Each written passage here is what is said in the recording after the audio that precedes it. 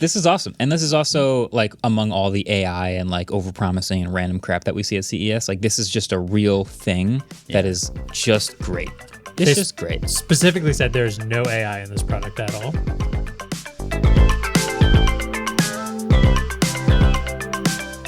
Yo, what is up, people of the internet? Welcome back to another episode of the Waveform podcast. We're your hosts. I'm Marques. I'm Andrew. And I'm David.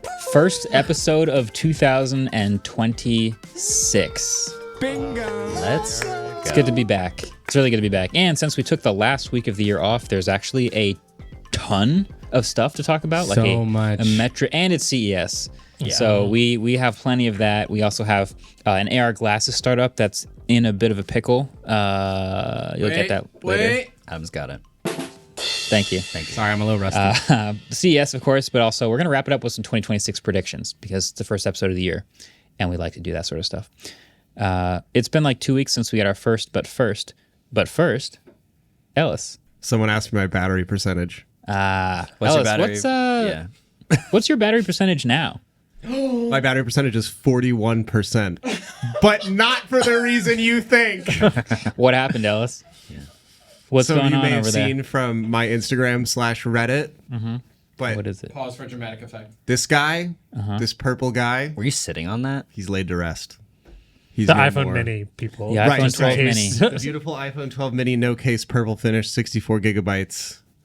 She's done.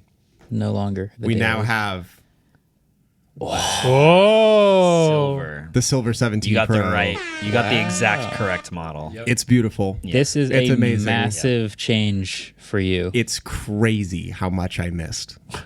I jumped 5 generations of iPhone in one This go. is what it's all about. You wait as long as you possibly can until your Yeah. phone is on its dying breath. It's crazy. And I now- have, dude, I am downloading apps like nobody's business. I think of an app. I'm walking down the street. I'm like, the Target app. I shop at Target on my phone now. It's crazy, you guys. What is so you're at 46% because you didn't charge it overnight? Because I never need to charge this phone. I'm never charging it. I swear. And then it's beautiful. It's beautiful. I go to sleep with it in my hand, wake up. There's still like 50% battery life left. Fall asleep Were you watching guys- reels. I'm on the same. This is a tangent, but I haven't charged the OnePlus 15 since This 2 days ago. It's at 52% just because I just don't charge it. No, it's sick. You go over to your girlfriend's house and you're crazy. like, I left a phone charger at home. Doesn't matter. Who cares? Literally, who cares? What Hot would- take. But your girlfriend doesn't have a USB-C charger? Don't Doesn't need matter if she does or doesn't. I didn't even ask. it. Not even worried. Yeah. All right. Camera control. I like it. Just to open the camera? Yeah, but how long You don't you deserve that phone. How long have you? So camera control was really nice for the first 2 weeks, I would say. I just use it to open the camera. Same. You know, so I actually have it set to open the Moment Pro camera, which the slider doesn't interact with. Smart. In the actual Apple camera app, I use it all the time though, and I have it like because you know how you can order the you can turn on or off different things it controls. Yeah. And then you can also change what it controls by default and the order of the options in the menu. And once you have that tuned, because I'm always changing the exposure of the Apple camera I app. had to do tone, and I just thought I was going to use that all the time, and then I just stopped using it. Oh, I use it. I love it. I'm a camera control demon. Wow. Okay. Yeah. All right. Action button, I'm kind of so on. Wow. Just wait. I haven't found a thing that I'm like, I would like to start the countdown timer until this flips, yeah. where you're an action button demon, and you're like, I'm kind of done with camera control. I just kind of point and shoot, and the photos are all pretty good. But action, I can't live without the action button anymore. Really? What is your action just button me. set to? It opens my to-do list app. Formerly was opening my camera app, but there's just so many ways to open the camera. Yeah, it's true. I gotta say, I haven't used my action button in a while. It is tied to Gemini voice mode. There's why. And I just don't use that very much anymore. Yeah. Wait, Are any of you shortcuts people? Yes. No. That is what the action button is for. Yeah. Whatever Apple gave you, ignore it. Just make it shortcuts. That's a good take. Listen. It's just shortcuts aren't that good yet. Y'all, we all know what the iPhone 17 Pro is. We did a review on it. What broke the camel's back? As What opposed to getting cha- yeah, a regular like, set. I we've thought you were been gonna what- wait for the full. We've yeah. been doing this for like 2 years of when are you going to upgrade it? No one's asked you the question of like, What was why? it? It was What happened? There was something. Let's see. It was the end of the year. It was cold. Yeah. We were about to go on break. The battery's even worse when it's cold. I hadn't gotten sick yet. I was like sick the whole holidays.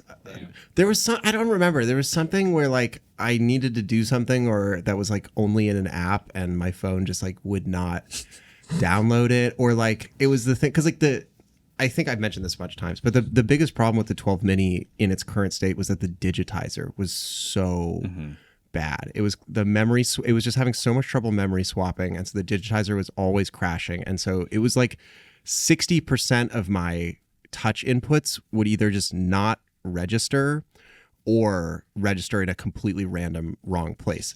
And then if any of the screen conditions changed, like for example, like a drop of water or a speck of dust like hit any part of the screen and the capacitance changed, I would have to fully lock and unlock the phone for the digitizer to like reset. It's like using a phone underwater. And it kinda, right? And then like you know what broke the camel's back actually? It was the memory swap had gotten so bad that most of the time the lock and unlock button, it wouldn't recognize presses. Like the button itself was fine. It was that like the command was so late. And then I'd get frustrated and I'd like hit it a bunch of times, which would trigger Siri. No, that's the straw. Why do you even have Siri on? And then Siri would Siri always has been. Siri uses so much RAM that the memory swap would entirely fail and the phone would just crash.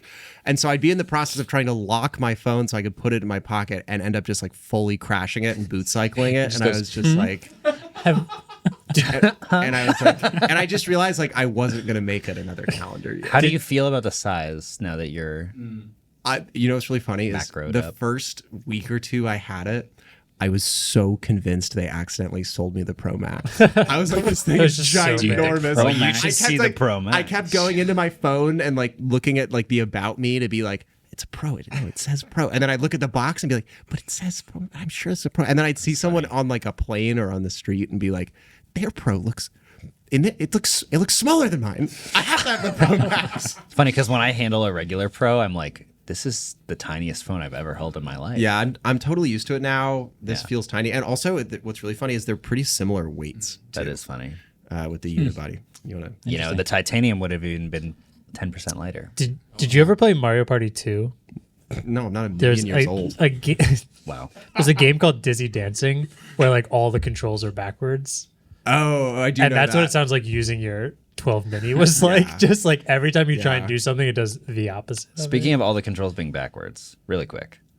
So I'm using a 2008 Mac Pro at home. Damn. Yeah, it's running Mac OS Yosemite. It's almost 20 years old. It's air gapped. Is Yosemite's the it first can one? almost drink. Wait, is Yosemite after High Sierra? No, it's before. So you're still running 32-bit apps. That's right. Hell yeah. Well, I'm not running any apps on that computer. But for some reason, the mouse decided that left is right. Up is still up and down is still down, but left is right and right is left. Is this a Logitech mouse? Yeah, you can fix that in the settings. A Magic Mouse? No, it's like a default. It's in the Mac OS settings. You can fix When that. I move the mouse to the right, it goes left. They built that. No, that's in there What? for some reason. Are you sure? I remember like when you're a kid and your computer doesn't have any games, and so you just at the settings and all day. I remember finding Because that. it was very normal for the last year, and then I Yeah. woke up one day and I was like, Wait, what kind of mouse is this? it's literally like the cheapest, like, I think it's, what is the Best Buy, like, Insignia? Oh. It's That horrible. might just be the mouse. Well, yeah, I mean, I think something happened to the I knew mouse. someone who was lefty who used a righty mouse upside down in their left hand. Stop. So they clicked it with their palm? Yeah. Ew. It was a whole... Anyway. Okay. All right. Well, But I do have one more thing. okay. I know have we- something also. Oh, great, because we went a long time without our one Yeah. thing. We None all of have this a is on the buffers. outline, by the way. This It is we're just no, it's literally all okay. The mouse my thing was mouse but thing was everything on else. the Was, I need to close out this by saying there were so many people that even when I teased the fact that I got a new phone, like reached out in agony. Like the amount of comments I got that were just like, no. So I think we should have a burial. We'll just frame it. glue it to the. yeah. The thing behind you. I have a framed picture of this with a halo over it in the audio room, and then I'll probably just not charge my phone on Tuesday night, so you can still ask me what my battery percentage Hell is. yeah. So we can keep it going. I'd have to be a degenerate somehow. That's going to be awesome. Yeah, we should just have it behind you. But I'm sorry to everyone who wanted to see my life continue to suck. To all my haters. So I have my quick story is I finally got the Hasselblad X2D Mark II. Bingo! Now you might be wondering, Marques, how did you get it? What was going on? The long backstory is I ordered the Hasselblad X2D Mark II and the 35-100 from B&H in August of last year. So it's been 6 months since I placed my order. So waiting, and it says like, yes, it's a new item, it's back ordered, it's in high demand, like we'll get to your order in the order it was received. Fine. I get an order saying, oh, expect your order sometime in September, in this rough section of weeks. That time comes and goes. They send me another update automated saying, actually December, sometime in this span in December. I said, all right, you know what, fine. And I had my review unit, it was fine. I said, I'll wait. That span in December comes and goes. I get another automated email saying, sometime in January. Now it's the second week of January. I'm starting to think, I don't know if I'm going to get this order from B&H or not. Maybe I should just cancel this and, try Adorama or something else. Like someone else might have it in stock. I start poking around, seeing who has it in stock. On Monday of this week, I call B&H and I go, hey, I have this order in my account. You got to scroll down a little bit. It's from August, 6 months ago. It's for this Hasselblad camera. Do you know anything about this order, if there's any update of when I might get it? The guy pauses for a second. He goes, oh, yeah, this Hasselblad. Hold on, give me 1 second real quick. Oh, yeah, looks like it just got to us today, and we'll be shipping out to you tomorrow. Cap. Yeah, there's no way that happened. What? They forgot about you, Marques. They forgot about you. Sure enough, yesterday it shipped, today it arrived. They forgot about your order. So 100%. Either all you had to do was call this whole time. Yeah, that's what I'm like. Either it was Sometimes that works. unbelievable coincidence, or they have it set up to where these are very, very back ordered. But if you don't call, they just don't prioritize you. But if you do call, they want you to have then good- they'll good front you in the customer queue. And maybe if they recognize your name, they put you at the top of the list or something. But like I called and then, oh yeah, shipping tomorrow. That sounded incredibly suspicious to me. I'd guess they forgot. How do you forget? They've never forgotten an order from me in my life. Well, Because honestly, they don't even take orders on Well, see, Saturdays to be fair, online. You can't even order something on But Saturday. they've been sending me those automated back-ordered please wait emails. So they had it in the system. It was just a that is matter weird. of truthfully, I guess I was saying I don't think they have the priority queue. My guess is if it was a mistake they forgot, I actually weirdly believe that it was a coincidence. My first B&H thought has been is, so good with us. And then, like, they're right across the river. Every time I order something, the next day it shows up. Like if it's in stock, it shows up super fast. Yeah. This is a rare, high-demand back-ordered item with like reviews trickling in from people getting it, and I was just like, when am I going to get mine? And So I people being decided to call. scared it might not come because of the DJI ban. Yeah, Hasselblad, for those who don't know, is owned by DJI, and there's at least some sort of DJI ban on new products, but this is not a new product. It's 6 months old, as we know. So the ban's coming up on now, but the product is not new anymore, so it was confusing. But hey, that's my update. It showed up. I took it out the box today. It was so it glorious. came in. It came in. Oh, yes. literally like 20 minutes I ago. unboxed it 20 minutes ago. Nice. He literally unboxed it and then is like, all right, I'm ready to pod, and walked in the room. I just had to open it and look at it and, And be make like, sure all it's right, there. it's It's really real. here. Yes. Very nice. Very All nice. right. I have a quick thing. Okay. It's nothing personal. Well, it's kind of personal. Oh. It's not really that personal. This happened. We recorded Wednesday, like 2 weeks ago. This got released on Thursday. Our episode came out Friday, but we missed it. But people in our Discord were Upset that we didn't talk about it. they weren't upset. They were just like, look what happened. Look what happened. Android QPR3 Beta 1 is allowing Pixel users to toggle off at a glance on your home screen. They finally did it. Go. Oh, it's the go. best thing ever. Yeah. Man, this would be the biggest news of the day. There was if a I was re- still dailing the Pixel. Oh my Yeah. God. There was a Reddit post a few weeks ago that was like, why hasn't the Waveform podcast talked about how you can't my- toggle off wait, the at a what glance was- picture? And I was like, okay, we have talked about this so There- many times. First of all, second of all, it is gonna happen in like a week. What like, was you gotta that read one? the news. There was very specifically like why didn't they talk about this? And all the comments were like, Andrew talks Yeah, about they're this like, they talk about every that time. every other Actually week. hasn't stopped talking about it. Every week there's a counter. Yeah. Yeah. That's incredible. So, Well, shout out to the Pixel Dailiers out there. All right. So it's 2026. What's happening in 2026? First item I would consider bad news. No. But it is the ROG phone and the Zenfone are no more, at least for 2026. Okay. Yeah. They're not discontinued, but they're not going to do a new one for 2026. The headlines are great at baiting this. Pretty it was grim. It was like the Zenfone and ROG phone are discontinued in 2026. That's it's not like, what wait a minute. It's almost like when a player is suspended with no definitive return date. Chris Paul. Indefinitely. Yeah, indefinitely. It's an indefinite thing. So it's like, for 2026, it's not coming back. But they're not saying there is a 2027. We're just going to have to play it by ear. And the Zenfone was effectively canceled. Like, they made this new Zenfone Ultra last year, and it was not even close to the same type of thing. Yeah. So, yeah, down goes that. Down goes ROG phone. Right as they were kind of becoming a mainstream phone. They were kind of like taking the teeth out of it, and it was sort of a gaming-ish Maybe phone. they just saw that the ROG conversion to a normie phone did not work. Maybe that's what they were saying. It was kind of, you know how eventually every enthusiast device becomes the opposite of what you want? Yeah. It was kind of that. Like, it was very much the gaming phone for a while, and then they decided they wanted to sell it to more people, and they kind of added wireless charging and made the screen on the back a little smaller and a little bit softer and a little bit less aggressive, and suddenly it's just a phone. Yeah. And so bad those cameras. people who wanted the gaming phone didn't buy it, but people who wanted a regular phone weren't about to go get an ROG phone, so it just kind of fizzled. And now here we are. When you're for everyone, you're for no one. That's what they say. That's bars. I thought it was if you stand for nothing, then what will you fall for? Also bars. Hamilton. I'd fall for you. If everyone is good, then no one is good. No? Yeah, true, yeah, I guess. Speaking of pickles,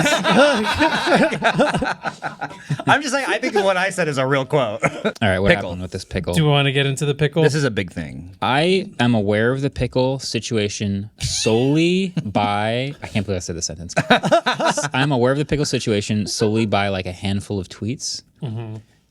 All I've seen is, first, there was an announcement of a new AR headset, glasses headset, called Pickle at pickle.com. Yeah. And it had this really long, like 5-minute hype video about how this is a computer for the soul, and it was this full, AR experience with this wide field of view and 12-hour battery life and all this amazing stuff.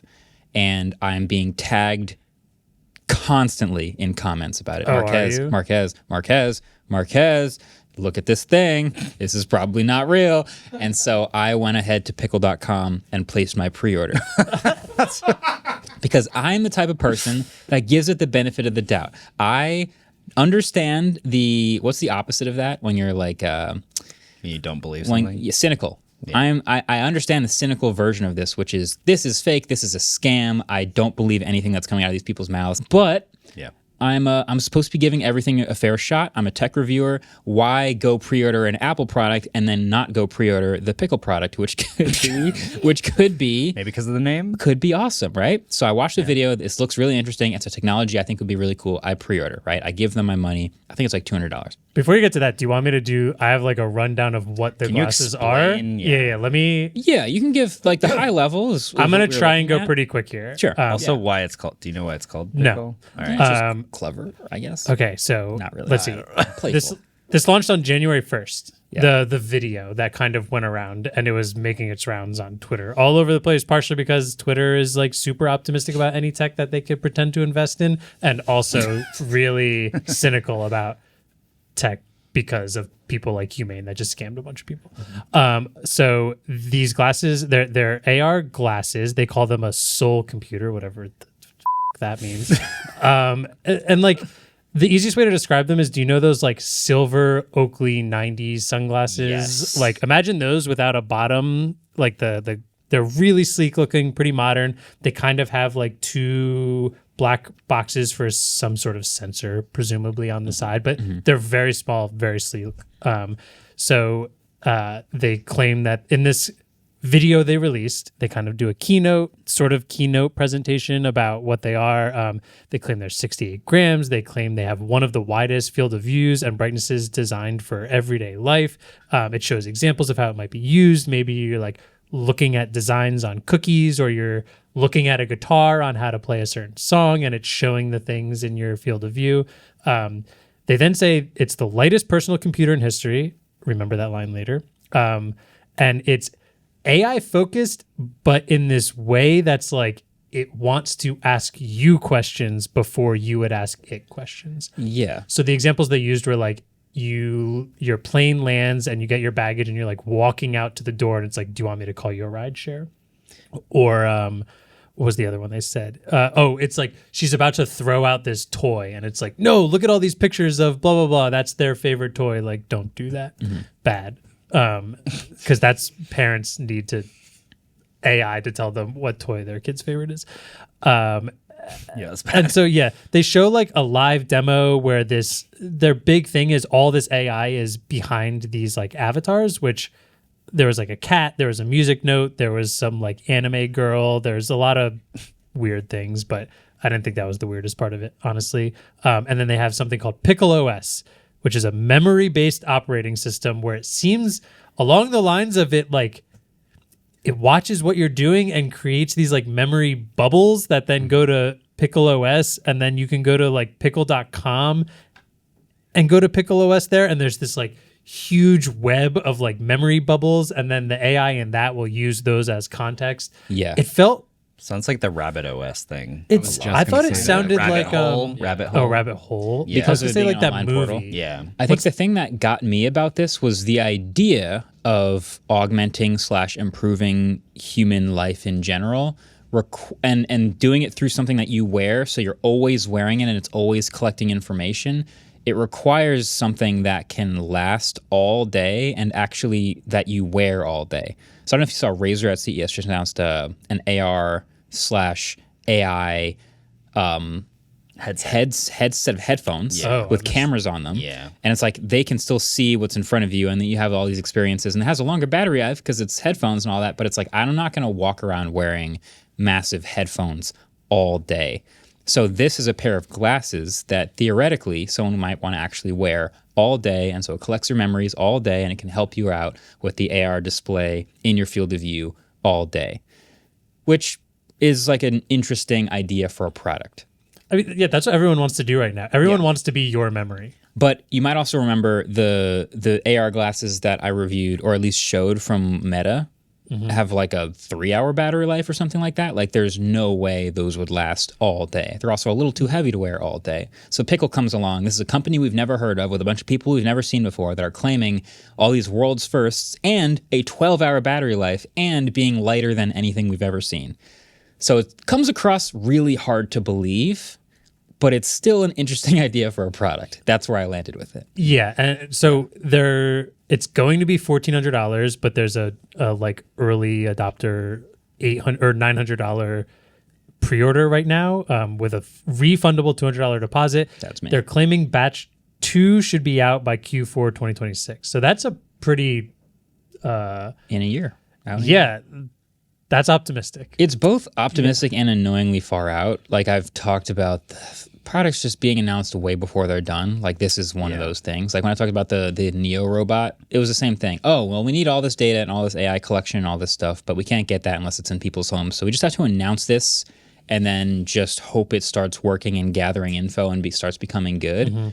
This isn't even ready to start shipping yet. Yeah. So they're announcing all these capabilities This is and this batch awesome 2. thing. They're claiming batch 1's coming out by Q2.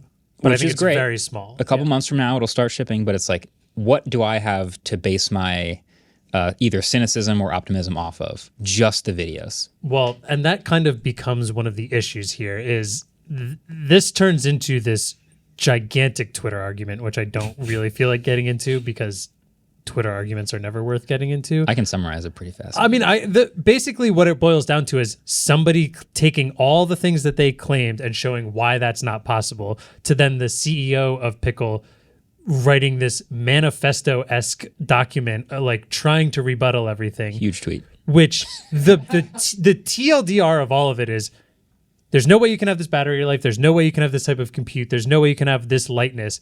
To which they basically respond, well, yeah, but all of it is attached to your phone, which does all the computing, and that's how we can accept all of this. Wait. What? Yep, exactly. With a cable? Not a cable. It is wireless. But your phone is doing all the computing. Apparently, the cameras are really low quality. They're not meant for really capturing things. They're meant for seeing things in context, which that whole memory sphere thing makes no sense now because if we're all... It can use context, but like I want to see my little bubbles in Pickle OS. So, okay, yeah. I think the general... New sentence. Brand new sentence. The general vibe that I got was this guy, I forgot his name, but this guy on Twitter being like, hey, pickle people, you are overpromising. That's what he's saying. You are overpromising. And he goes through all of the ways that they're overpromising. And then I read the response basically from this, I guess, CEO, which goes through all the ways that he's talking about how they're not overpromising. One of them was on battery life. He's like, you're overpromising. 12-hour battery life is insane. Meta's getting 3 hours. How are you going to promise this? And the response was essentially, we are still getting 3 to 4 hours of active AR use on the display, but in between, we are getting a longer standby life because we're using a dual chip architecture. We have a high power chip for all the AR stuff and then a low power background chip. This has been proven in wearables before. We have a low power standby mode and then we have a high power in use mode. So it's going to be able to last 12 hours because the low power chip runs in between all the AR use and the mixed use will still get you 3 to 4 hours of AR. That was his response. The other thing about overpromising was field of view. He's like, well, how are you going to get 30 degrees of field of view if Meta's only getting 20? To which the builder basically replies, just because Meta's done 20 doesn't mean 30 is impossible. Well, fine. And to be fair, the guy said 30 is possible, but it just doesn't seem like with the specs and lightness and everything that they're using, it does not seem possible. And so basically, it just kind of goes down the list one by one of this guy going, you're overpromising, and then the CEO going, well, we're making it. So that's going to have to be the proof, is them actually shipping what they claim. But the one thing that seems the most disputed is their website, and a lot of the claims in the videos used to say that this was a standalone device where you just buy the glasses and they do the thing. And now their website and a lot of the claims sort of rest on the fact that this is actually not a standalone device. It relies on your phone. It connects to your phone. You use this phone for your setup, and then it constantly uses the phone for a lot of other things. That's the main thing that I think they're caught with, that they have to admit now. Great. Well, because in the video, they never claim it connects to a phone. He calls it a personal supercomputer multiple times. Yeah. And then he, on the website, this is the original thing. It said, do I need a smartphone to use Pickle One? It says, Pickle One is a standalone device, but pairs with Pickle OS app on iOS and Android for initial setup, data management, and granular privacy control. So the humane infers that it does not need your phone after you set it up. But then his way of explaining, that it needs, or his way of explaining how it can do so much of this stuff on a long battery life and be so light is because so much compute is coming from your phone. And now they've gone, there's this weird bet they have going on with it. It's all, don't read it. It's not worth it. But on the camera thing though that you mentioned, which is interesting, he talks a lot in that huge tweet about how much power and how much extra hardware it takes to do high quality video and photo recording, like the Meta glasses do. Everyone uses that for first person video. Those big heavy sensors and all the compute for processing to do that are not in this. This is a low powered, low res camera that has enough information to see what's going on in front of you, but isn't a high quality recording for your memory. Well, this is also a standout about why this video felt weird, because at a point in it, it claims to do a live demo, which you would assume is coming because he's doing it in front of the cameras, and then it's showing his point of view seeing the cameras. But the quality is fairly good. It's coming produced, from it, it's which produced. Basically proves that it's not a live demo. No, didn't he admit that everything in the video was done in After Effects? Yeah, it's all did produced. he? Yeah, I missed that. Okay, so that's not a live demo. Yeah, you can't. Which is the thing is you can't. It's very difficult to record what you would actually see in a way that replicates what the human eye would. Which is why when we did the Meta glasses, we used an overlay, and then we had to take a separate recording and then overlay the UI over the recording. It was a whole thing. But on the others, he's using it makes it seem like he's using the cameras from the glasses to look forward, and then they would overlay with After Effects. I don't think he's even using those cameras because the quality was higher grade than what he's claiming. Yeah. A lot of misleading stuff in that demo. It's a million red flags. Yeah. It just seems like everyone is trying to figure out the way to make the right context computer. And I can, if it is actually low resolution video that you don't really need to watch, but it just gets context about your life, that's what they're trying to do here, but it is confusing and misleading when all of the assets on the website, all of the assets that they post on Twitter are these videos that show this like high quality, like, oh, here's all this data coming in on the side, and it's this video of your life, and the Pickle OS website shows you your actual memories of your kids and everything you're doing, and that's just not what it's doing. I guess the challenge is trying to illustrate what the human eye will see. Right. So the human eye will see high quality real world and then an overlay on top of it. Right. But the captures from the cameras will not be high quality. Which is fine. Which is fine, but they're not distinguishing that. They're just making a pretty video. And it makes the Pickle OS website a little confusing because it's like, what are you when you have those memory bubbles, what are you actually going to see? So I think it wants to be the context for the AI chatbot in there of that it can then use the context of your life. Yeah. But when I first see that, I think to myself like, whoa, I can see all these memories, which I can, but they're just going to be in very low quality. Have you tried the OS on the website? I don't. It says like sign up with your Google account, and then I didn't really know what to do with it because I don't have anything to do. There's one other Twitter response kind of where apparently in November they had a like really, really small event where you could like a demo event. Yeah. And so somebody had responded to an old tweet of someone saying they were there, and the person who was there named Will said the demo didn't work and the displays were not in the units. Daniel Park, the CEO, says, I'm sorry it didn't work for you. It did work for about 90% of the participants. And then the guy responds, 90% is definitely a stretch. For the demo day feedback, I went with a group of 4 people out of 30 participants. One of my friends arrived early. The other 3 of us arrived later. The demo route had like 15 people, and I didn't meet a single person who could share an experience trying it out. And then he says, not a huge issue. You guys are moving fast. Super excited. So what? But it just feels weird that he's like, oh, it was a network issue why it wasn't working early on, but like everyone else got it to work. And he's like, but I was the one later, and it just didn't have displays in it and didn't work at all. Yeah, those early demos are cooked. Same thing with Rabbit, right? This is like those old days of Rabbit demos. Yeah. That just did not work because they're like, we're doing it live.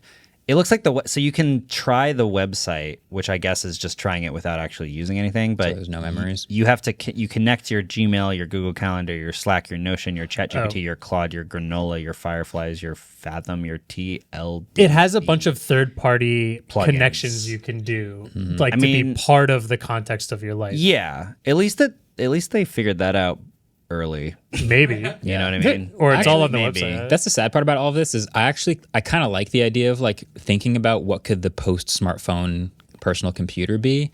And all of these early examples we're seeing are all pretty bad. Yeah. Like if you go all the way back to the Humane Pin, which is trying to be a post-smartphone personal computer with AI, context awareness, blah, blah, blah, or even the Rabbit, or even the whatever other stuff I have on my desk that I bought that I haven't tried yet, which is like a personal assistant that you wear around your neck, like a necklace, or these glasses. The Friend, man. I need you to try the Friend. Like the most impressive tech demos I've seen have been from the Meta ones because of the literal field of view and image overlaid over the real world. Like that was pretty cool.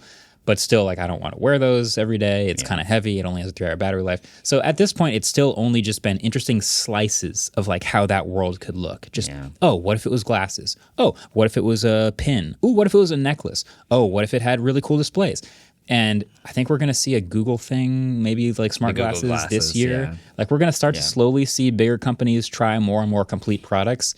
And I still have a little bit of cynicism from the old stuff, but I'm trying to be optimistic. I'm trying to give it a chance, give it a fair shot, so when the complete product does come along, I'll be ready. What if it was your phone? Well, I was that's where I'm at. The supercomputer and like all those examples was still just your phone. Yeah, I mean, the fact I ended the Humane video with like, the smartphone is so good. It's OP. It fits in my pocket. It's kind of like if we didn't have smartphones, we would be trying to invent something that we could just like slide in our pocket, and we take out this little box that has cameras and supercomputers and an internet connection and an awareness of everything you do and who you talk to. Yeah. It's and just then you crumpled it back up and put it in your pocket. Yeah. It's so OP. I just think that like people do not want to have to use and wear additional stuff that they wouldn't already be using on their daily life. Yeah, the wearing is hard. The reason that the Meta glasses make a lot of sense is because you're just buying Ray-Bans and then you use them and then they have additional properties. Like and you charge them sometimes. Yeah, you charge them sometimes. And people use they use sunglasses. If you get the ones that have prescriptions, they're just smart regular glasses. Like that makes the most sense. The pins and stuff, make less sense because people don't want to keep sticking an additional product on themselves every day.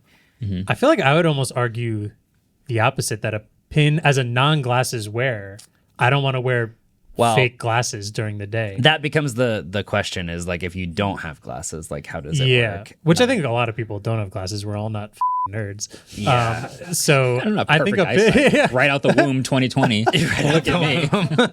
I mean, I do, but so I don't know. These are very high fashion, and in a way, I'm like, it would be better for them if they were more mass market, but then they wouldn't stand out as much because there are a lot of smart glasses that are just black box glasses. Nah, these look sick, bro. Picture walking down the street wearing these, sipping a Sobe water. That's what I see from myself. Honestly, yes. Right? with your rollerblades. Yeah, these things look dope as hell. In New York City, this would work. Yeah. This would bang. For all sure. the videos are of the like aluminum like silver version. There is a black version which looks a little less hype. standoutish. I have a question. Speaking of the videos, Yeah.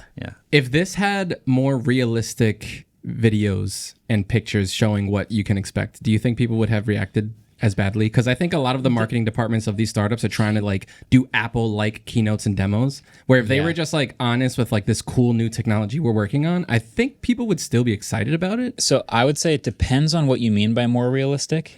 So I do agree, like the over-present, like the super almost pretentious vibe of a lot of these is really a put-off for a lot of people. So even if you do kind of like the product, you don't want to buy into it because it seems so silly.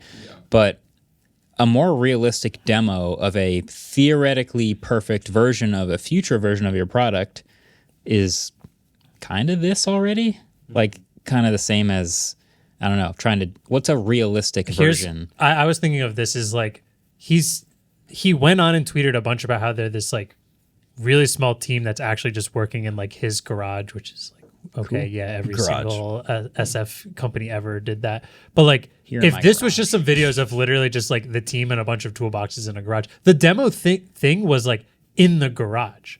So like, if that's what it was, instead of this like super produced, they had like dolly cameras and everything, and they're making it like really intense. And he's wearing like an all black suit. And he was just like, hey, this is something we're working on. We're calling it Pickle. If you want to be an early...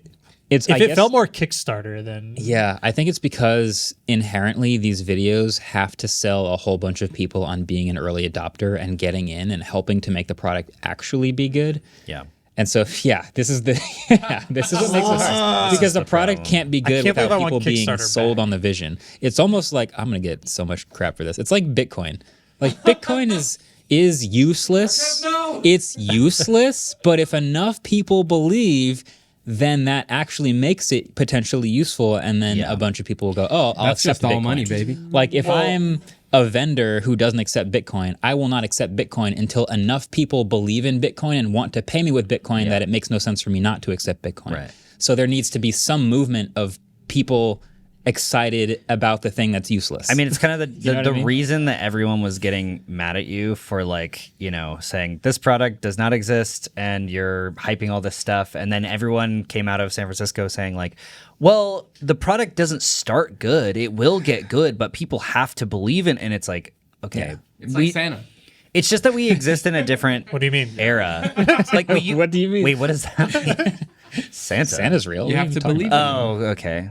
We just exist in a different era now where because all software is ever evolving and you don't buy finished versions of anything ever, people's expectations, even when they're building stuff now, is like, oh, we're going to ship a 1.0. We're going to improve it over time. We had an MVP. Yeah. And then because of that, they need to get people to buy it, but like they can't. Yeah. This is an ad is the bottom line. It's like there's a reason that every single launch on Twitter is like a little movie trailer now, because that's the way that marketing has changed, is they have to like make it seem really, really high quality and done so that people actually buy it so that they can make the product. It's crazy that we have to be like, our launch has to make it look like this is real.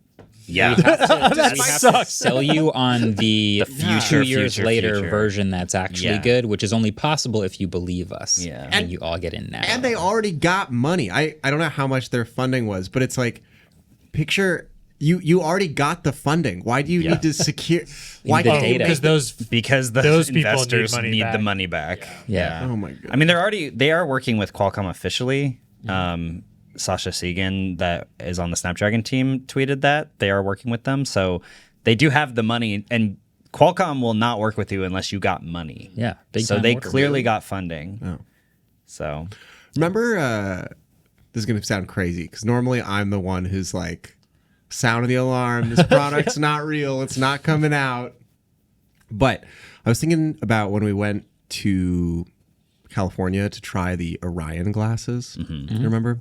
And I remember that was a product demonstration that really felt like ground floor. You know, you were wearing these kind of awkward wires, and it was kind of like bloomy, and the resolution was bad.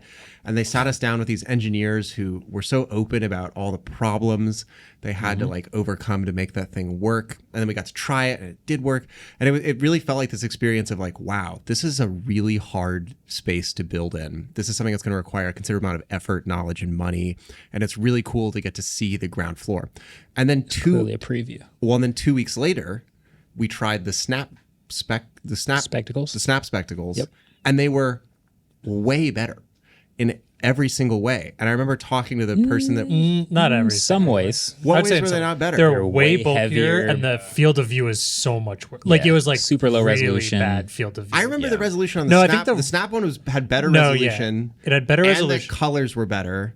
And even though they were definitely bulkier, I didn't find them. The field of view bulky. is so bad. I want to on bring the them Snap in. Spectacle. But was it that much worse than the Orion? Yeah. It was like It was- everything was getting cut off. I when you couldn't really play a bad. game of something in front of me because my peripherals were completely cut off. I tried to play a golf game, and I remember coming away from that and talking to the Snap representative and being like, we just talked to the Meta Boys, and they said that they had to overcome all of these really difficult problems, and it doesn't seem like you guys are having those same problems. You just showed us this really great product. And he was essentially like, yeah, skill issue. Well, remember when the Snapchat guy came, he specifically said, the reason that is hard for Meta is because they care about field of view. We think that field of view is not going to matter. I do remember that. And that's why we went with high resolution in a smaller field of view. And we believe that they're like chasing the wrong problem. Whereas Meta fully believes that field of view is the most important thing, which I kind of am in Meta's court. It did feel right. I just remember leaving that never whole, wanted to say that line. Me neither. I hate myself. Sorry. Yeah, go ahead. Worst person you know makes a great point. I just remember coming away from that whole experience, being like, I have no idea how this stuff actually works, and I don't know what is difficult and what is easy. So when I saw the Pickle thing, I was like, I'll wait and see. Yeah. I will say to Meta's credit, like we see all these really polished, pretty ads on Twitter, and we're like, oh, this doesn't seem very realistic.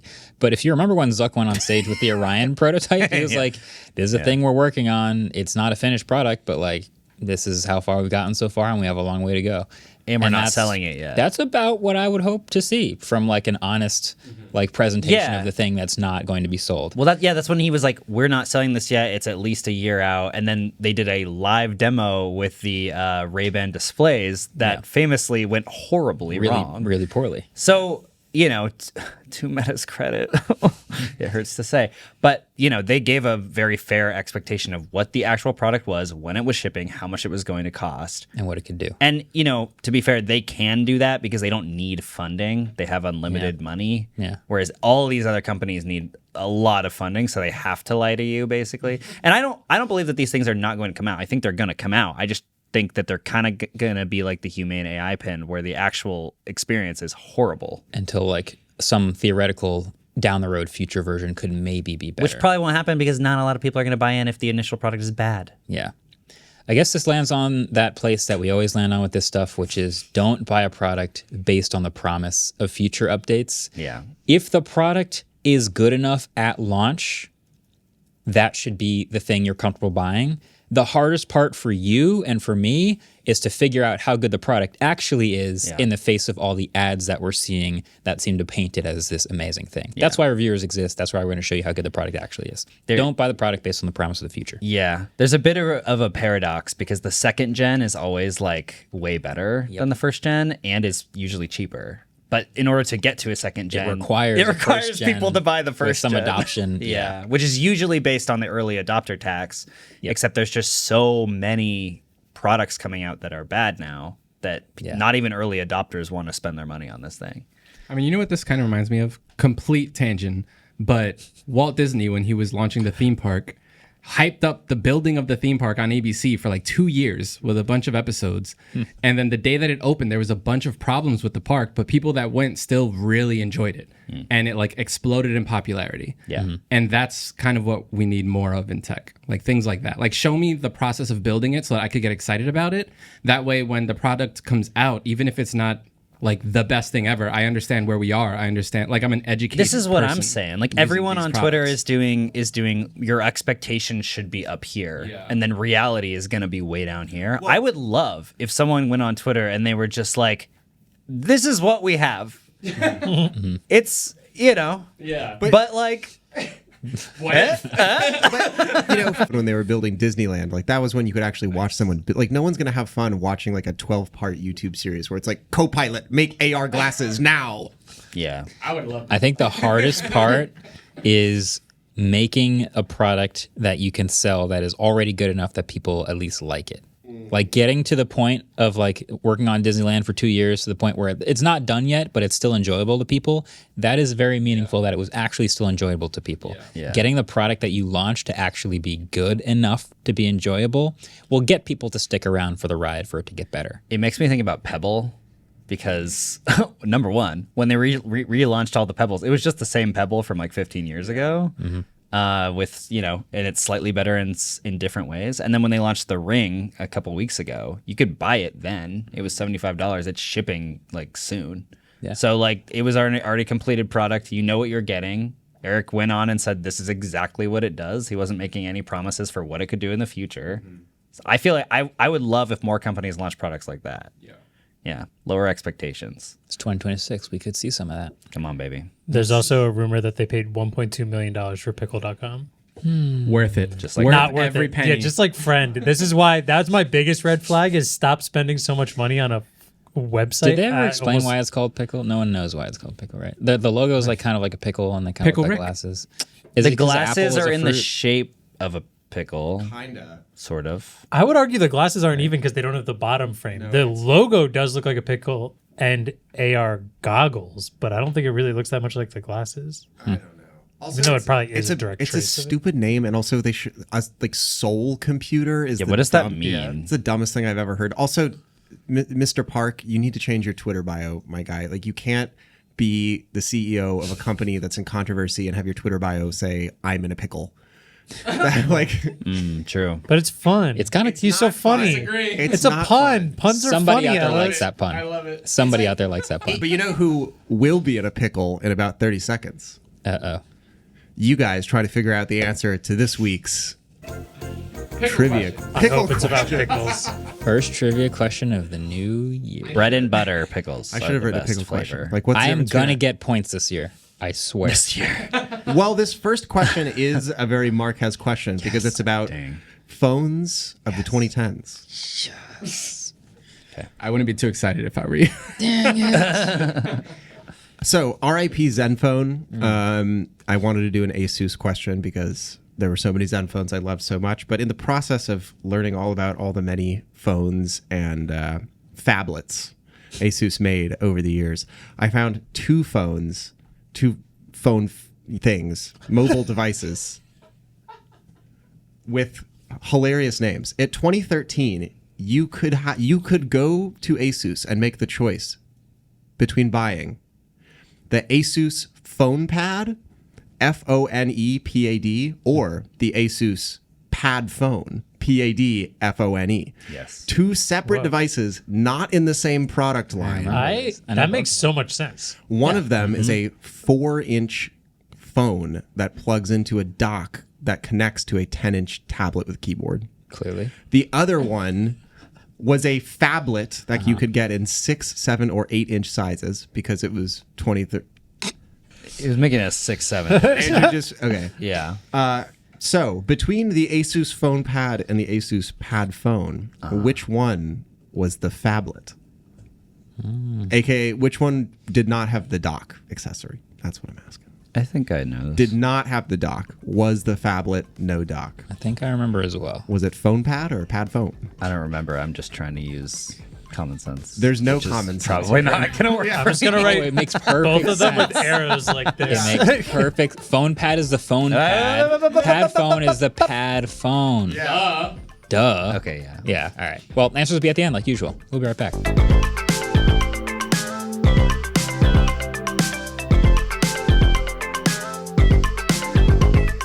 Support for the show comes from Framer.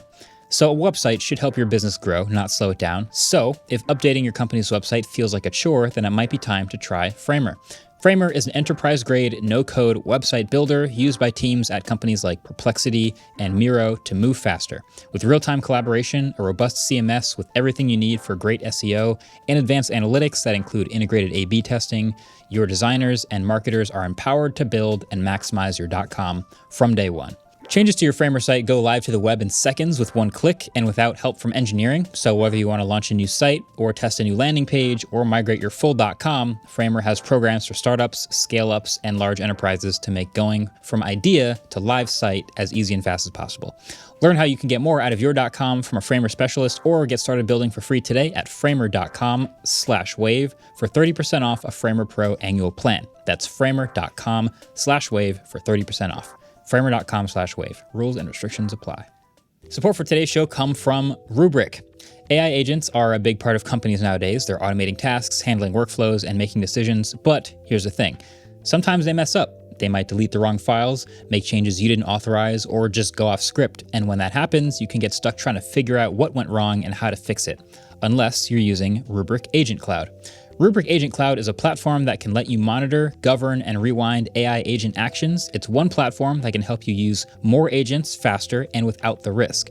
They say it runs in the background, watching what's happening and making sure to stay on track. So you can get full visibility and set guardrails so agents don't go rogue. And if something breaks, you can just roll it back.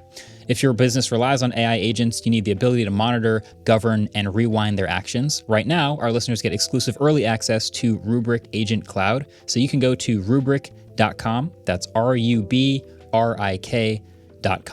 Rubrik.com. Welcome back to another episode of the Waveform podcast. We're your hosts. Lego, my ego, decided to do a big CES event this year, which everyone was very surprised by. Marques claps. I was pumped. He's pumped. This is awesome. Pumped. This is the best thing that happened at CES. I We're agree. starting right off the bat. Marques, were you a Lego kid? Yeah. Oh, that's why. Well, I was not. I was a Bionicles. I was I had Bionicles. I also Connects. Oh, that's very But I good. had Legos first, so I think I'm a Legos kid. Yeah. Lego is in this weird space where they are sort of technology and they're sort of the opposite of technology. Like they are blocks, but then they have evolved in all these ways where they added motors and gears and people make working things. Like yesterday I saw in the analog photography subreddit that someone made a film development tank with Legos. Wow. It was crazy. Like automated, anyway. They decided to have a big CES event, which everyone was like, what is Lego going to headline at CES? It was like a huge thing. They announced an AI pin. An AI pin. Somehow that wouldn't shock me. Yeah. So Lego announced their first smart brick. Yeah. Which is kind of crazy when you read the definition of what these things do. Notably, it is not the entire set of Legos that you buy are not made of smart bricks. It is 1 or 2 per set. Mm-hmm. But they use Bluetooth and NFC and smart tags, and they have microphones, and they have basically every sensor there. It's a whole computer in a brick. In a 2x4 regular looking Lego brick. Yeah. Yeah.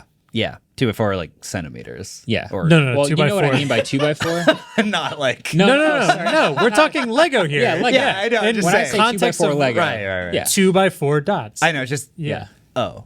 Dots. Yeah. Yeah. Okay. It's the size. It's just usually when people say 2x4, in your they defense, mean that's what I thought a too. large. No, but we're piece of talking about wood. Lego here. You guys need to be in the I conversation. know. It's just dot. Everyone knows the unit context, of measurement the for Legos. Anyway. So there are these smart Legos now that they're making that basically can talk to each other, and because of this, they're able to make sounds. They're able to you can speak to it. They have speakers, all these things. Well, yeah, they light up, they make noise, and they respond to all different things because of the light and inertia sensors and the smart tags they have with separate mini figures or other parts of the things. There's examples of almost all of the examples are in Star Wars right now because that's the set coming out in March. But one is when you go to fuel up the TIE fighter the like certain, it sees the certain color and knows it's like next to the fuel tank, and it starts making the like fuel noises. Or when Emperor Palpatine sits in his throne, it plays Imperial March.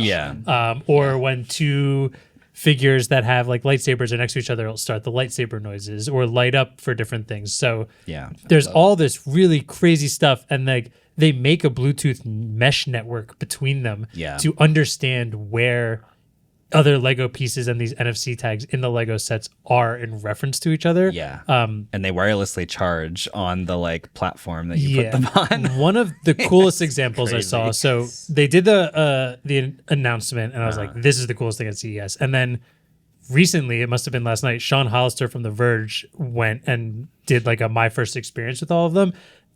And he has this really cool example. I'm just going to read the quote, but we'll put the whole article in the show notes. So he said, Lego interaction designer Maria Salgado showed us a little police car set that could react to not only the presence of a cop and a robber smart minifigs, but where they're located compared to the smart brick. If a robber approaches the car, it'll sound the alarm. If a cop approaches the car, it will unlock it with a beep. If you drop the cop in the back seat behind the smart brick, it'll start snoozing because he's obviously not on the job. If you drop the robber into the front seat, the cop will wake up and start shouting.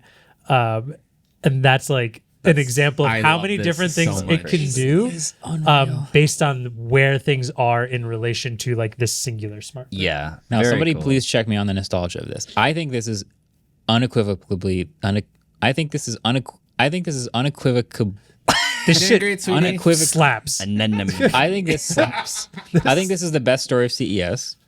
I think, and also, it's funny. This is like I was saying to you. This is like the litmus test of people who didn't read the article. People like see the headline of this and they go, "Oh, smart Lego brick, boo! Like we keep it just pure like Legos. Keep it hurting my feet when I step on them." Yeah, which these totally still will. Now it'll go like gotcha when you step on it. But like this is awesome, and this is also like among all the AI and like overpromising and random crap that we see at CES. Like this is just a real thing that is just great.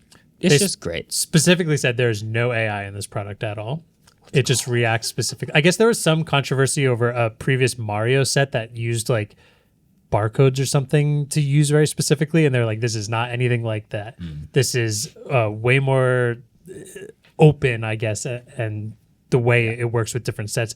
I'm interested to see how these might work outside of sets later down the line, and when people are building their own things and how they could potentially change it. This is my one concern was, does this kind of set in motion a whole thing for you need to build the sets that they ask you to build, and there's not going to be any sort of like open source stuff where you can like make it do whatever you want it to do. It's a weird thing where like, are you a person who builds sets and keeps them like that, or are you a person like me who built a set and then just had a giant tub that those sets disintegrated into and build whatever I want later? Which is what you're supposed to do with Legos. Yeah. Or originally, anyway. Whatever you want to do with Legos, you're spending a lot of money on it. You do you, but like it would be cool if these could somehow. But is my 2x4 brick from the TIE Fighter only going to make TIE Fighter noises? Or is the one only going to play Imperial March? Right. Or is it like dynamic? Yeah, how it works, how the lights lighting up. How would you update them? I think they're going to be just one function, I would imagine. I would assume there are a couple functions based solely on the set. And then how creative people will be is, how do I use the noises and lights from that set to build something else that I want? Right, but if it's like TIE Fighter noises and you're using a Lord of the Rings set. A couple other small things I saw here. There is a microphone in it, but it's purely to be one of the other sensors because things can react to noise. They claim they're not recording anything. Take Lego at their... There was one where if you blow on a fire, it would turn the fire out. It was like if it was a cake, if you made a birthday cake with it, it would blow. You could blow the candles out possibly. So but yeah, first sets are shipping in March. They're like 70, 100, and $160, and they're all pretty small. So you're gonna get Lego taxed even harder on this, I'm sure. But they're pretty awesome. There's also a rumor there's an upcoming Lego Pokemon set that might. Oh, it's not even a rumor. It's coming out this year. Oh, really? It's confirmed with the smart brick. Yes, it's like Charmander's tail gonna light up. That'd be sick. I guess a 2x4 brick wouldn't do that well, but yeah. So that was the coolest thing at the CES, and now we can talk about a bunch of other kind of cool things. There's a lot of other cool stuff. Yeah, we'll go through it. You have I have a few things. Yeah. I have one thing that's boring, but I think it's cool. Okay. We'll be Pitch us on Zapier. why it's cool. All right. So you know how Google Photos? Yes. Yeah. I know about Like how Google, I know why and how. Yeah. So I know that. when? I know that. Google Photos has long been one of Google's best products. They came out with like the semantic search features a long time ago. It automatically tags different objects, object recognition, that kind of stuff. Notably, when you have a NAS, which is a network attached storage array, it's kind of just dumb. Like it's just kind of a file structure system that you look stuff up. You have to like know exactly where everything is and all of this stuff. It is the new year. I am really messy. My desktop and my storage on my computer is horrible. Notably, all of my film scans that I've ever made are on a 1 terabyte flash drive. And when that breaks, my life will be over. So No backup. at the beginning of the year, I decided I need to get my together. So I started looking into storage solutions, and wouldn't you have it, at CES, UGreen announced this AI NAS. And I know everything is called AI now, but the early versions of AI, the like machine learning, semantic understanding versions of AI that are actually useful, they are shoving into this thing. So it's a network attached storage array, but it has basically like semantic search. So you can like describe what you want and it'll automatically index all of your images so that you can like find what you need. It basically creates it's like its own personal Google Photos, which is nice because Google Photos does not have original quality upload unless you pay a ton of money. So that's pretty awesome. Remember when you got that for free? With a Pixel. Yeah. And then they took it away. And then it took it away. Farm remembers. It can do automatic album creation and categorization. It can do summaries of audio clips and files. It has a model which you can ask about your files. I'm not really sure why you'd need to do that. And it does automatic file organization. So I don't know. I know that this is sort of just like a newer, better version of something we've had for a very long time, and it is very boring. But as someone who has not gotten into the like I need to get my storage solution stuff together game yet, now that they have semantic search within this, that's actually very useful for me. Yeah. So I'm considering. This is awesome. Yeah, it looks really I'm sure nice. it's going to cost so much It's money. $1,000 for the smallest one, which is a lot. How much storage is the smallest one? It doesn't have It's any. a NAS thing, so you have to buy It's a the bay. drives. You buy Oh, the drives. you have to buy the drives. Yeah, so it's $1,000 for the smallest one without the drives, which is kind of annoying. It's Okay. pretty expensive. UGreen is a company that I thought only made HDMI adapters. And then I've been seeing so much UGreen NAS stuff on TikTok. I don't know Yeah. if they're doing a lot of like paid partner marketing or They stuff like that. probably are. But I've never Yeah. seen influencers be like NAS Bay. Oh, I have. Oh. But it's been all Synology stuff. Yeah. Like The- Synology flooded YouTube with NAS array videos. The Ugreen NAS bays look really cool. Like they would look clean in a house. Yes. I'm pro. I think I might get one. I'm But very again, interested. Before this, the only Ugreen product I had literally ever purchased was HDMI adapters, like USB-C. So I'm like, Yeah. am I going to trust my entire thing? Yeah, they kind of came out of nowhere, and then they've been like kind of killing it. They're kind of, I see them as like another version of like Anchor. where Yeah, they have they just remind me started. of Anchor a lot. Yeah, they've started making a lot of stuff, and they're all very high quality. So if there's like a pre-order, this has been my predicament. There's like a pre-order thing where you save like $700 if you pre-order it, and I'm like, That's how they get you. that's how they get you. So You can save money on the Pickle pre-order too. yeah. Anyway, I would like to try that, but we'll see. We'll see. There's a new product. There's a new ePaper display coming out. So notably, we got really excited about this. I still love mine. Yeah, I mean, so it was what's the company called? It was Aura. Aura made these frames, ePaper frames that we got very excited about because they're color ePaper frames. They were saying that they were like the first ones, which I think they wanted to say very intentionally because literally immediately after they said that, like a ton of other brands came out with ePaper color people displays. were linking us to some other one, so I'm sure it wasn't like we're the first ones. It was probably like we're the first ones with XYZ Yeah, probably. released on a Asterisk. Tuesday. Asterisk. I got advertised a bunch of them on Instagram too. Okay. So they're clearly like coming. But there's this one, the Ink Poster 41-inch ePaper display Damn. that got shown off at CES. Very big. That's seems like it's just kind of a TV at that point. Like 41 inches is pretty huge. Yeah. But it is kind of ridiculously overkill and fancy. It has like an aluminum frame, and then it uses Alcantara for the mat.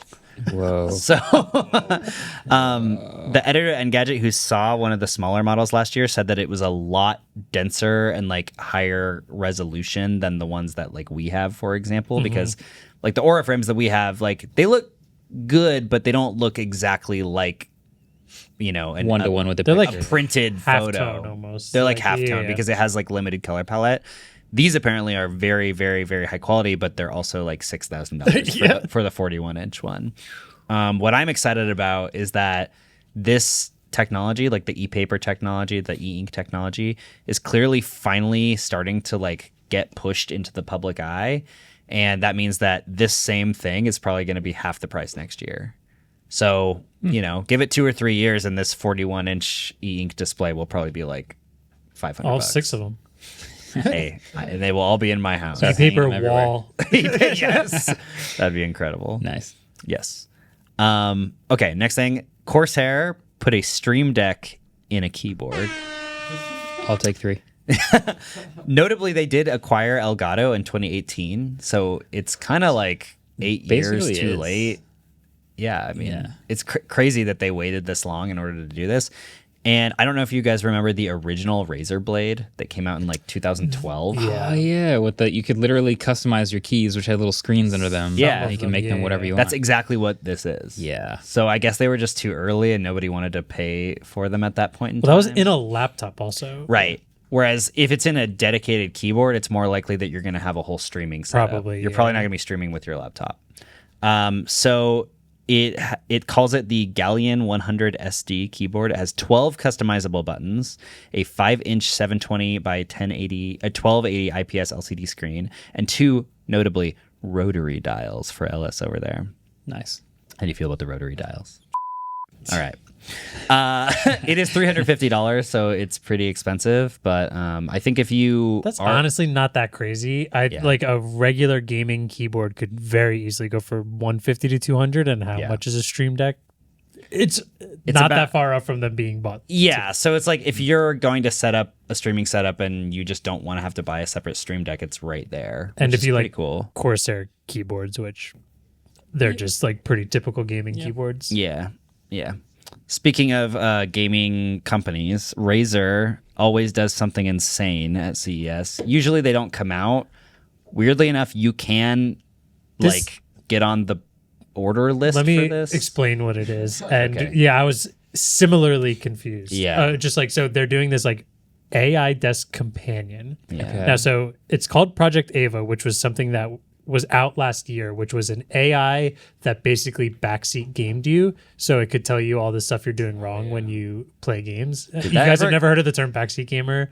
It's like when you're playing Backseat driver. like, yeah, it's similar, but in a lot of games where like Valorant or Counter-Strike, where someone dies, they're then watching your team but still on voice chat, and you're like telling someone everything to do. That's like a backseat gamer. So this was an esports AI whatever that could. But now you can get this little Pod. cylinder tube kind of thing. It looks like the things when you go to the bank and it sucks up from the drive-through. Yeah. That can sit on your desk, obviously has RGB, and kind of has this almost holographic looking avatar. On the Volumetric. website, they say it's a 3D hologram. 3D hologram. It's just a volumetric display. Well, duh, it is. It's not a volumetric. What is Okay, well, you'll all know why we're so adamant about that later. But Oh my god! So- and it's powered by Grok. is it really? I'm on their website right now. Project Ava currently utilizes XAI's Grok engine to demonstrate its So they needed that because it notably gets kind of spicy and Does it? I did not see It'll that. do an Yeah. epic vulgar roast. Yeah. it's like okay, so this volumetric display shows a couple of different companions. There's like an anime girl and an anime guy. Of course. The anime girl in like the video is like just wearing a big t-shirt. It's the whole time. unfortunately, it's like anime girl, anime guy, and then one of the Faker. most famous League of Legends players ever. Yeah. Well, yeah, there's these little characters that the idea is that it's just an assistant that during the day you talk to as an assistant, and while you're playing games, they sort of backseat game with you. But it makes sense that it's powered by Grok because these assistants are, made to be companions. We all know companions. Companion's a terrible word for this unless that's what you literally want it to do. It's also like, because it's this pod that sits on your desk, it has a camera on the front so it can help you with what you're wearing and like your fashion sense or whatever, and it can see things you're doing. And I don't know, Razer has this thing where it feels like every year they make this huge splash with a product to get you to their booth that will never exist. And I specifically had a friend send this to me being like, look how crazy this is, it looks so stupid. And I was like, let me let you in on a little secret. Razer never actually releases these things. They just have all their other products at CES. And then he was like, then how come you can pre-order it? And I was like, what? And then I went, and for $20 you can get in line for a reservation, but they are saying this will come out in 2026.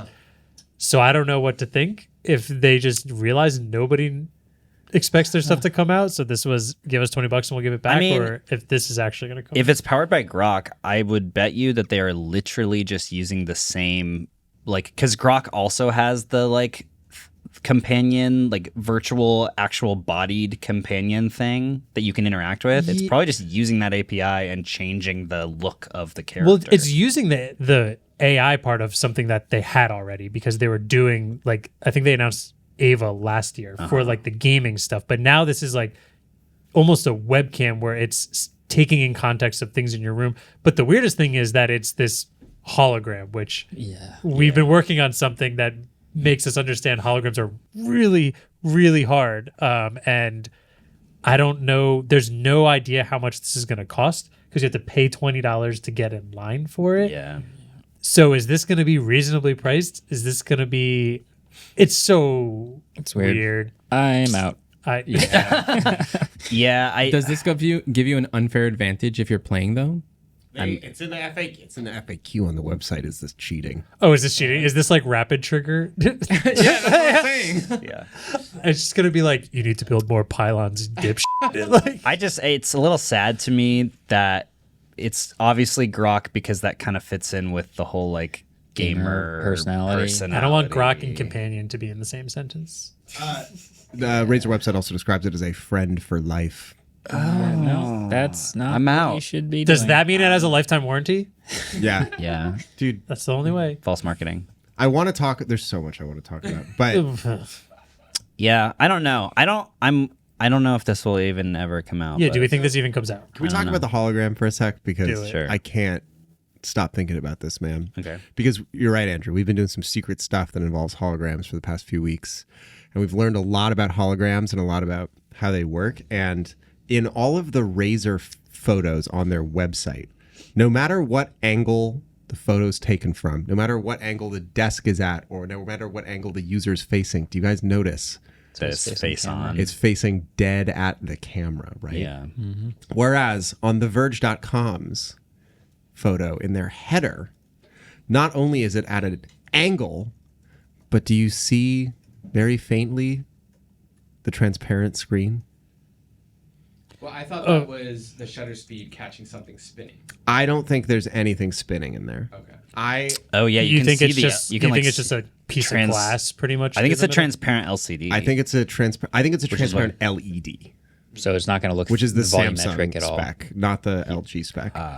Okay. Well, it's hard to tell from this photo. Here's why I don't think anything is spinning in there is because when you generate a 3D image, and there's a little bit of a spoiler of the thing we're working on, but when you generate a 3D image from spinning something, you don't just have to render one frame. Like if you're trying to render a 30 FPS video on a spinning thing, you have to render the slice at every degree, right? Which means you actually have to do a full spin more than once a frame, which means you need a graphics engine in this thing that's rendering these 2D slices at like over 1,000 slices per second. Like you need an insane amount of graphics power, and that's to do a low resolution image. From all the photos, this looks like a reasonably high res screen, right? Yeah. So I'm willing to bet that Razer did not put like a 5090 in this thing. It does not look like it's spinning. I mean, there's a photo from sort of the top angle down where you can't. It looks like it's off, but you can kind of see the transparent LED. And does it look like it's at it's at the same sort of perpendicular? It's the same angle. Straight, They're all at the same angle. Methinks. Yeah. 3D hologram is a little bit of an overstatement, but it's also it is possible that this uses the same technology as that company Looking Glass in Brooklyn, which does light field, in Greenpoint, which does light field displays. So it's not like a true 3D hologram. It's more like it's what Nintendo used on the 3DS. Exactly. Yeah, but also, I don't know. Exactly. I think that's the best way to end that. All I'm going to say is, I guess I just wanted to jump in here because I can't stop thinking about holograms for the past few weeks, and when. It's hard to think about holograms and not also think about waifus. Yeah. And when a big company is like, yo, do you remember the last time we talked to Razer at CES? I wasn't there, but that's the basis of my... Yeah. When they were like, why would you ask me that? This isn't real. Yeah. We'll see if this is. But they're taking money, which they haven't done for other things. So I am assuming this is going to be real. But Andrew, remember, it's okay to take money and not deliver products now. It's 2026. And Razer, if I'm wrong and you didn't just buy a transparent LED panel from Samsung and put it in their stationery, Ellis will use this product for the rest of the year. I will end my Claude subscription and only use the Razer waifu for all of my LLM purposes. Wow. While having the bomb. But or whatever. But no, seriously, someone at Razer should reach out and tell me if I'm wrong and it actually is a 3D hologram, because I'd love to know about how it works, because I'm thinking about holograms 24/7 these days. Cool. All right, we got some other things that I think are less creepy. Samsung, we just have to talk about one TV because this is CES after all. There's a gazillion of them. Well, there's a million. Wait, is that what they're calling their new TV OS? What? One TV. One TV? Oh! Damn. Like One UI. All right, well, they announced the 130-inch... 4,000 IQ joke. I got it. 130-inch timeless frame.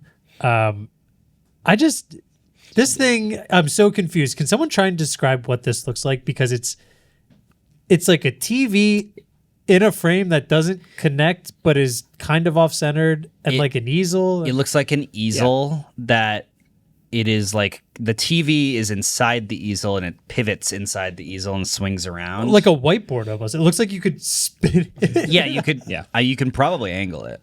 It's connected towards like the bottom. I think it might be fixed. Picture like 130 inches fixed. Pretty big. Picture basically like bezel-less. A dog door that's like the size of a third of a garage door, but the hinge is like exactly in the middle of the Y-axis, so that the garage door just spins over and over again like a conveyor belt flap. A fan, yeah. It's big. It's huge. So 130 inches. Micro RGB. It's 130 inches. Assuming this is 16.9 aspect or 16 by 9 aspect ratio, that would be approximately 113 inches wide and 63 inches tall, which would be 11 feet wide and 5 feet tall. And that's just the TV screen. It is then inside the other giant box. Inside the so this is what, like a 13-foot tall contraption to be a timeless window rather than just a stand. This is going to be one of those like $100,000 TVs. And this is peak C. This is what CES This is LG rollable TV CES. I have like a ginormous living room. Core. My couch doesn't touch a wall. This TV is bigger than my apartment. This definitely goes in like the lobby of some giant building in Manhattan. Yeah, or in like to show where you are in the building. You are here in the mall. I think it's gorgeous. I mean, it is very pretty. It is timeless. It is the living room you need to pull it off. It is so far beyond my means. I can't even begin to. It's going to be concrete. It's going to be like the guys only need one thing photo of like a guy that moves into a new apartment, and it's just like him sitting on a lawn chair with this and a PS5. That's resting on like a 30 rack of Milwaukee's best. Yeah. Speaking of TVs, did you guys see all the frame TV knockoffs we got this year? There's so many. Why did it take this long? I don't know. That's a great question. Yeah, I was surprised. Basically everybody, TCL, Hisense, LG, even Amazon is making a gallery TV now. Wow.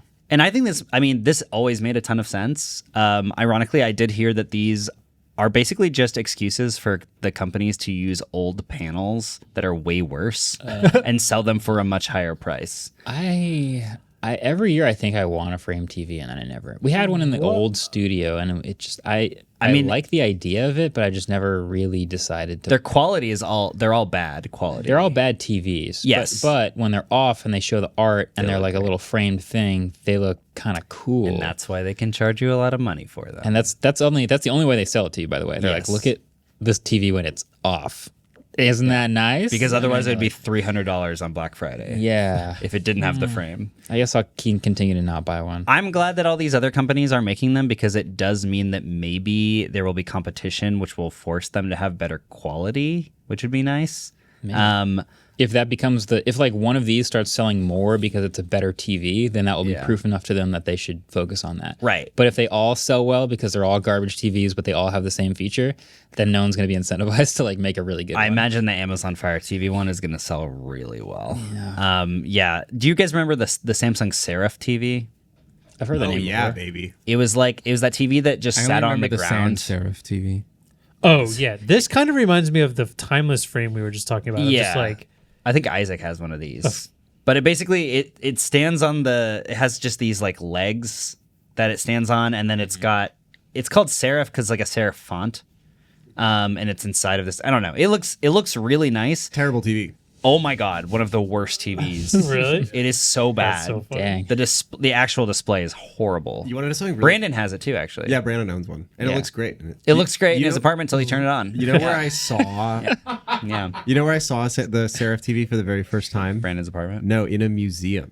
That makes sense. Because the Directory? No, because the designers who made it are these famous design brothers named the Boulareks, that Samsung, and so it was an entire like exhibit about the Boulareks like furniture designs, and in the corner was this crazy looking TV and it had a Samsung logo on it. And I was like, why is it 720p?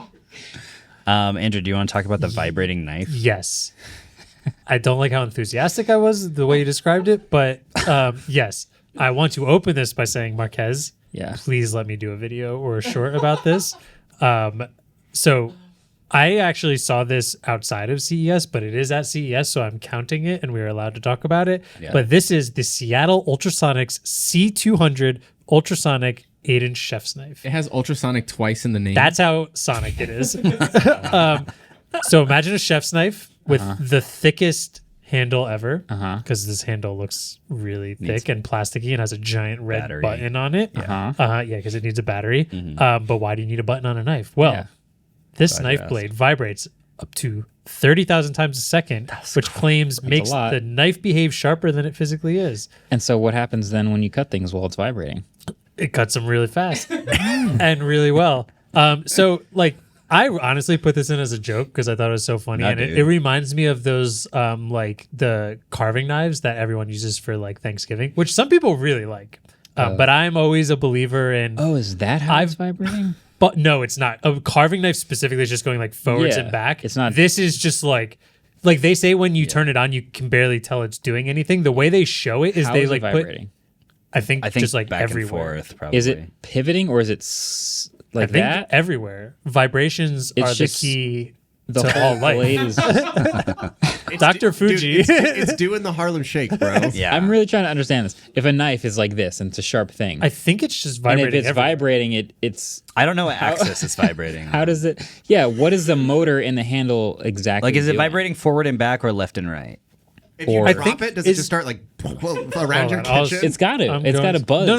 Well, it like buzz a little No, it'll bit. probably buzz like bzz. If it's on the ground and it's vibrating. No, just cut through your floor. And if it's vibrating, it just falls to your basement. This is like the best way of falls to the center of the earth. And then it cuts the Earth's core open. And then the earth sort of like falls in half. You cannot drop this knife. I'd like to see It's a good. They spent so much time asking if they could. They just never asked if they should. This is a good video example of that it's actually moving because it doesn't look like it is, but they just put sand on it and it kind of looks like it's just going up and down and slightly forward. It's like a tuning fork. It's like how a tuning fork resonates at a a certain frequency. It's not like it's sliding back and forth. No. It's just sort of resonating. I'm gonna have to push back there because it's by definition ultrasonic. True. Yeah. Well, 33 hertz is. That's 33 kilohertz. It means it's faster than you can hear. Whereas the point of a tuning fork is to hear it. No, yeah, I agree. I'm just saying as far as just being a jerk. Cut that. Wait, can you hear 33 kilohertz? I feel like you. No, you can't. 20K is the. Okay. 33. If you're a dog. If it was lower than 20K, it would just be sonic. So your dog could hear this knife. Probably. It's like it doubles as a dog whistle. You just go to cut your food and your dog is just freaking out. Oh my god! Wait, in a way, you did just make a tell your dog that your dog got food in the kitchen button, as if it didn't already know.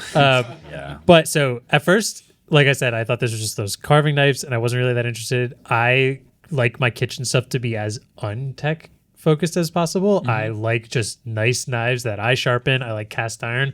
But then there's this video of it just like cutting through a baguette without serration and just like usually you cut bread with a serrated knife and a baguette is hard and usually you have to like smush it down to cut it with this is just it just glides that's through it. Gliding through it. Like the scissor through wrapping paper when you get that nice glide. It's yeah. Dude, the French are gonna be so excited. But like seeing it cut a tomato, I'm like, cool, a really sharp knife cuts a tomato, no problem. Watching cheese. this, that's an apple, I think. Watching it cut through the baguette is like literally insane. Dude, the mist insane. Coming off the tomato. That's another way of showing how precise it's vibrating. Can I ask you a question about knives?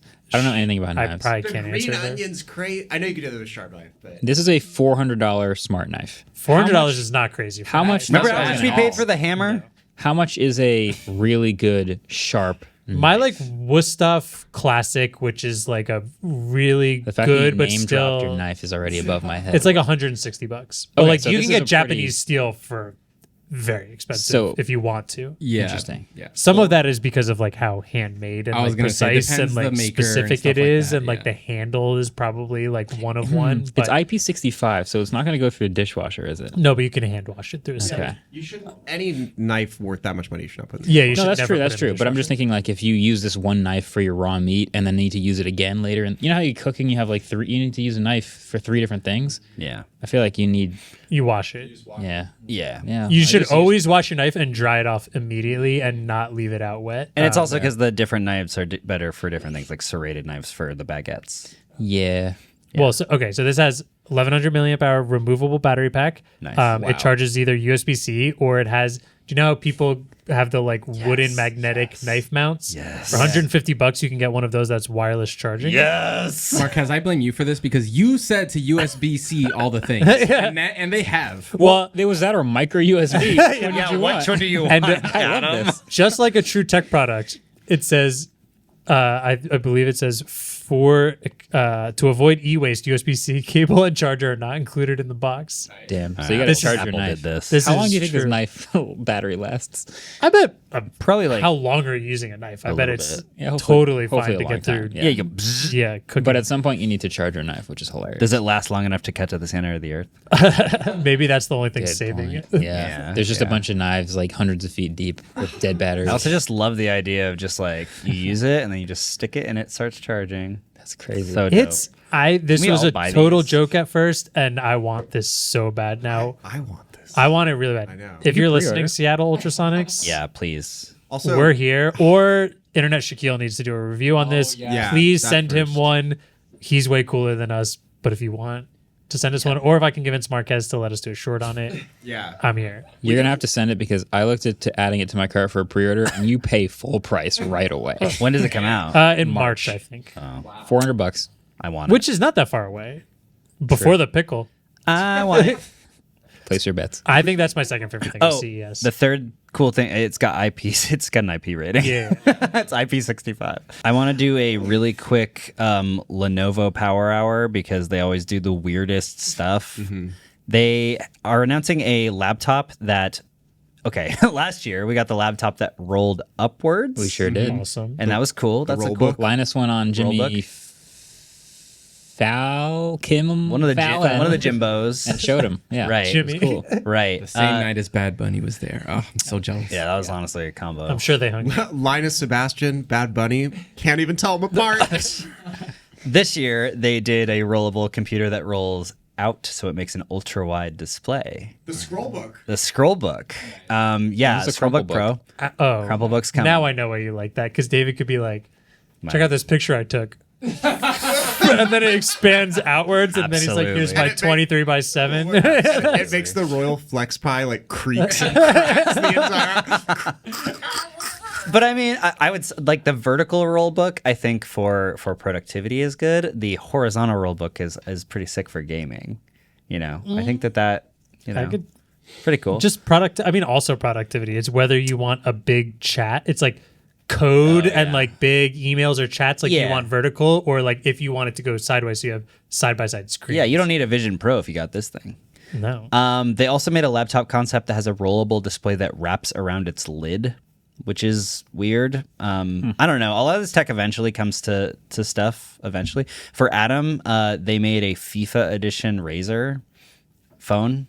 They sure did. Okay. With like the FIFA logo on the back. It's just a branded version. Yeah, just with a custom ringtone. Okay. That's 2 phones. Yeah. Yeah, it's 2 phones for That's some very reason. confusing. Yeah, But if they can upcharge somebody who really likes soccer, they'll do it.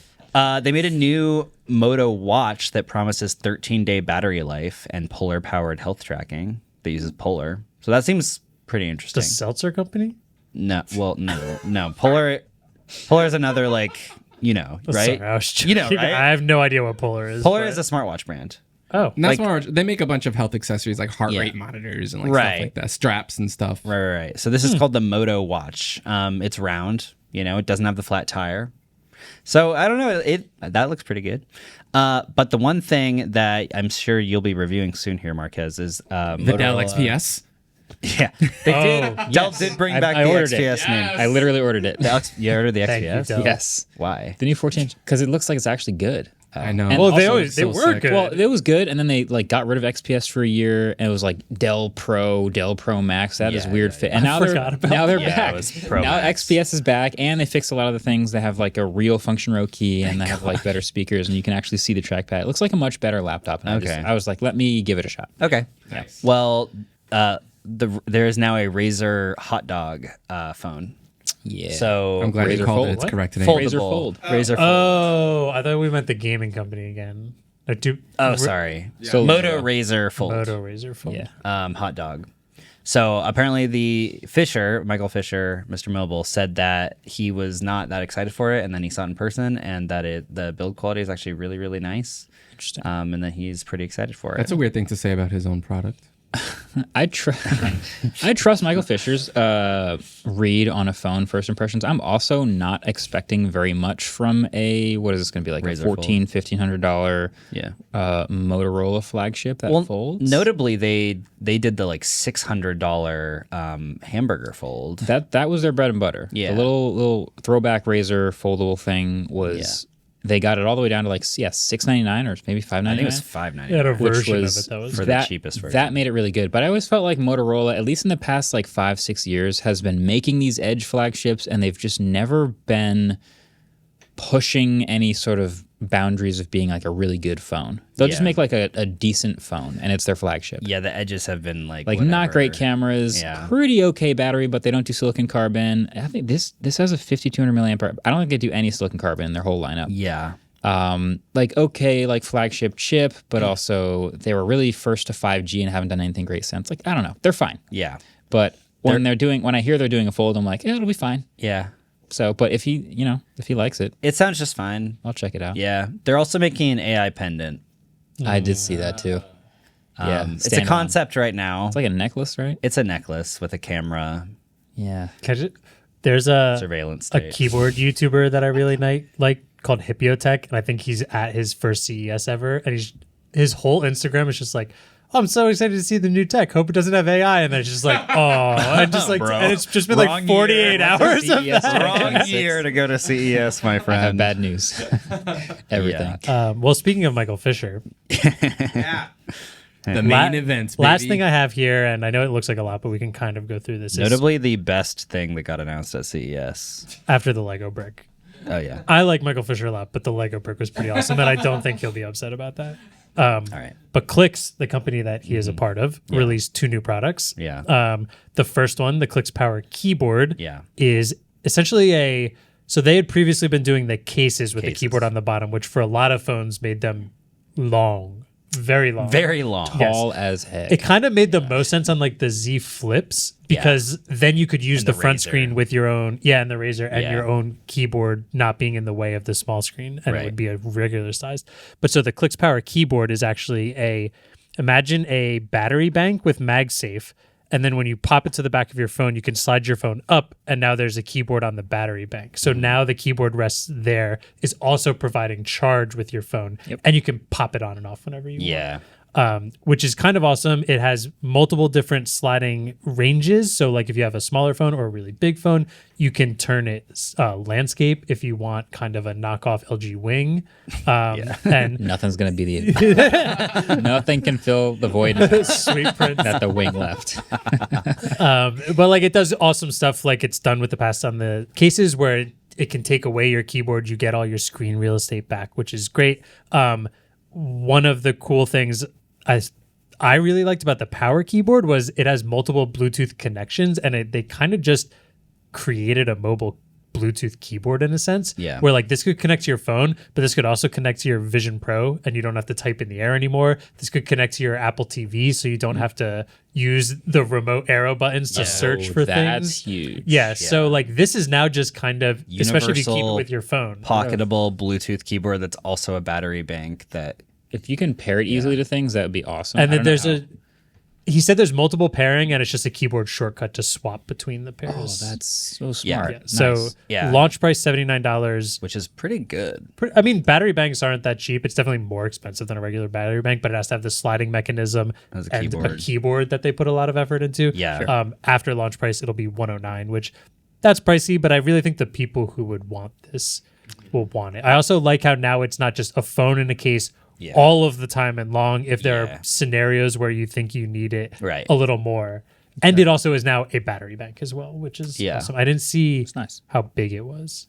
Also, a huge shout out to Michael. He opens the video keynote with like, I've seen a million of them and let's do them right. This whole thing was announced at fully inspect with price at like 2 minutes and 45 seconds into the video, including the intro. Yeah. So bravo. Yeah, I think this makes a lot more sense. Their problem before was that they needed to make it for every individual phone. Yes. And they eventually got it out for the Razer, but like every year when they update the phone, like Apple updated the camera bar, so then it didn't, you had to buy a whole new case and they cost over $100 and it just like doesn't make a lot of sense. And so having something that just uses MagSafe /Qi 2 that is just a universal keyboard that you can also use with Vision Pro. You can also use it with your Apple TV or whatever. It just makes like way more sense. And it's a battery bank, which is just, it is a little bit like thick. It's bulky for sure, but it's a battery bank. Like, it's a you're kind battery of bank. expecting that. So I don't think you're going to want to have it on your phone all the time, but it is kind of nice that you can just have your phone normal for most of the time. And then when you want to get into some keyboard action, and I like that it slides up. They also showed that it does work with foldable phones unfolded. So even like the Z Fold 7, it'll work with. Well, yeah, because even if it's not connected, if you have the I can't even remember what the trifold is, but now the trifold could be all the way out, and now you have a hand keyboard in front of you also. But the Z Fold 7, it like if you like magnetize it to it, it actually like the keyboard will be low enough that you can like type on it sideways or like when it's open. Like really. But then it'd be off to one side, right? It didn't look like that in his video. Well, but I'm not assuming sure how then would do he That's a good flipped point. it landscape and folded it up. Yeah. Oh, maybe. Yeah. That's probably what Which is happened. awesome. Yeah. Yeah, that's really cool. Pretty cool. I mean, obviously Michael Fisher is going to be somebody that probably said, we have to do this, we have to do this, we had to do this at all the design meetings. Glad that he got his voice through. It's the perfect time that now Qi 2 accessories or Qi 2 ready is so much more prevalent that like even if phones don't have the MagSafe magnet, you can probably find a case. Even though there's like the Pixel uses Qi 2 and the what is it? The Skyline, the HMD Skyline, and that's basically it. Except for our next product we're going to talk about, which is another Clicks product. I didn't even realize this had Qi 2, baby. Yeah. I missed that completely. So, okay, there's another product that Clicks announced called the Clicks Communicator, which, if you know Michael Fisher, makes a lot of sense. It's a reference. It's a reference to Star Trek. And it's basically, the idea of it is, it's similar to the idea of what Palm was when they launched their phone, except it's not like micro. It's like, it's a different form factor. It has like a square display with a keyboard. It kind of looks like a Blackjack or BlackBerry, like the original BlackBerry. I consider this the r/Android phone. It's like everything that r/Android wants in a device. This is so interesting to me. It is specifically tailored to mostly just be a communication device. So it uses a modified version of Niagara Launcher, which, if you ever used Niagara, it's basically this descending list of letters on the side of your screen that just lists your apps out. So it's supposed to be like the anti-social media, anti-scrollable device, because, you know, you could have TikTok on it, but it's going to have these big bars on the side because it's not a vertical display. It's like a square display. Yeah. It's so clearly indicated as a communicator because it has a physical keyboard. Yeah. Which, you know, obviously is going to, well, for most people, is going to be the ideal way to type out a lot of stuff. Yeah. Is this really interesting to me for two reasons? One is because I think I would enjoy using something like this, although I'm a smartphone person, like I use my smartphone keyboard all the time. But two, it is such a good product idea as a new like startup type of company. Yeah. I've been asked probably 1 trillion times in my lifetime, hey, shouldn't you make a phone? Like, couldn't you review all these phones? Shouldn't you compete? And it's like, no, this is the most competitive, like impossible to break through category to make a new product. I could never just make a smartphone in my bedroom or something like that. That's ridiculous. But a product like this, they have all of the right, obviously this is a very specific targeted genre for like what the product is, but then they don't have to have the best camera because this is not a thing that's designed around having the best camera. This doesn't have to have the best screen. This doesn't have to have the best processor or even software. Obviously a new startup, we hear, you know, Carl Pay from Nothing talk all the time about how, it takes so much extra work for a team to make all this new software. Okay, well, we'll use Niagara Launcher. Like, they have all these things that are appropriately trimmed down and not trying to compete with smartphones because the whole thing isn't competing with smartphones. Yeah. So it's a really interesting, decently new thing that I think will find a home because it's not going to be ideally compared with smartphones, or you're missing the point. Yeah. It is different from a smartphone. It's so clearly made by somebody in the community that we are all in. Because, like, my favorite thing, notification LED. Yeah. Like, come on, we've all been asking button. for it. Yeah, in the power button. Smart. And like, it can be based on contacts or based on apps that are giving you notifications. It's what we have customize always asked for. Yeah, exactly. And it's because this is a thing that they're saying it's a second phone optimized for communicating. Yeah. So much of it's supposed to be based on triaging inbox and like seeing when you want to actually like pick up your phone. And it's because like maybe you don't care about some emails right now, but if you're getting the Slack color notification, maybe that's what you do need to pick your phone up for. Like every photo of this with the screen on shows like the messages hub, which is just like replying to messages. That's what the thing is best at. Yeah. Sweet. Which is what's for, I mean, it's really shipped as like a weekend phone. Like, you use it on the weekend to just kind of like get stuff done, or like a secondary device if you're like a business person. Can you use this as your main phone? Okay, You That's could, what I'm confused about. It's a full Android phone. This is where I'm getting kind of confused. Yes, it is a full Android phone. They said you can download apps. You can download, like David said, TikTok or YouTube or whatever on it. I'm confused a little bit because it has I will answer its you. own SIM card. Yes. It has, they're saying second phone, so it's like a phone you use as a companion Yes. with your regular phone. But does it have a second phone number? Yes. So I saw this in the script last night. So I would texted love Michael to know Fisher this, to yes. get you an answer for this. Oh yeah, speaking of Because- which, full disclosure, we know and like yeah, Michael we Fisher, love Michael so Fisher. he was So just on the show probably like 3 take weeks ago. everything with a grain of salt. Maybe one of those cool grains that are vibrating at 30,000 on that knife that I really want. If you're still listening, Yeah, Seattle. used to be my roommate. We see each other like twice a week. So if you think I'm lying, then that's fair. I'm doing my best here. That's a great disclosure. Let's see what he said. I said question. Oh yeah, okay. Okay. He said, Yeah, we've seen some confusion around this. It is a full phone with a physical SIM and eSIM support, but you need a second number. We're not doing anything at the moment in terms of number mirroring or forwarding. The target customer either uses mostly federated messaging apps like Telegram or WhatsApp or whatever. Syncing ones. Yeah, or Slack or You son of whatever. I'm in. This is where With multiple sign-ons and or maintains 2 phone numbers like Marques. Anyway. Yeah. So when they say companion phone, it's not paired in any way to your phone. It's just you have a separate phone that you try to use less, and you have this as your main communicator. Yeah. And you answer your Slack messages on this. You answer your Telegram messages. All the things that you're signed into that will sync and will mark as read everywhere else. Yeah. That's what I'm just curious if this could be someone's primary device.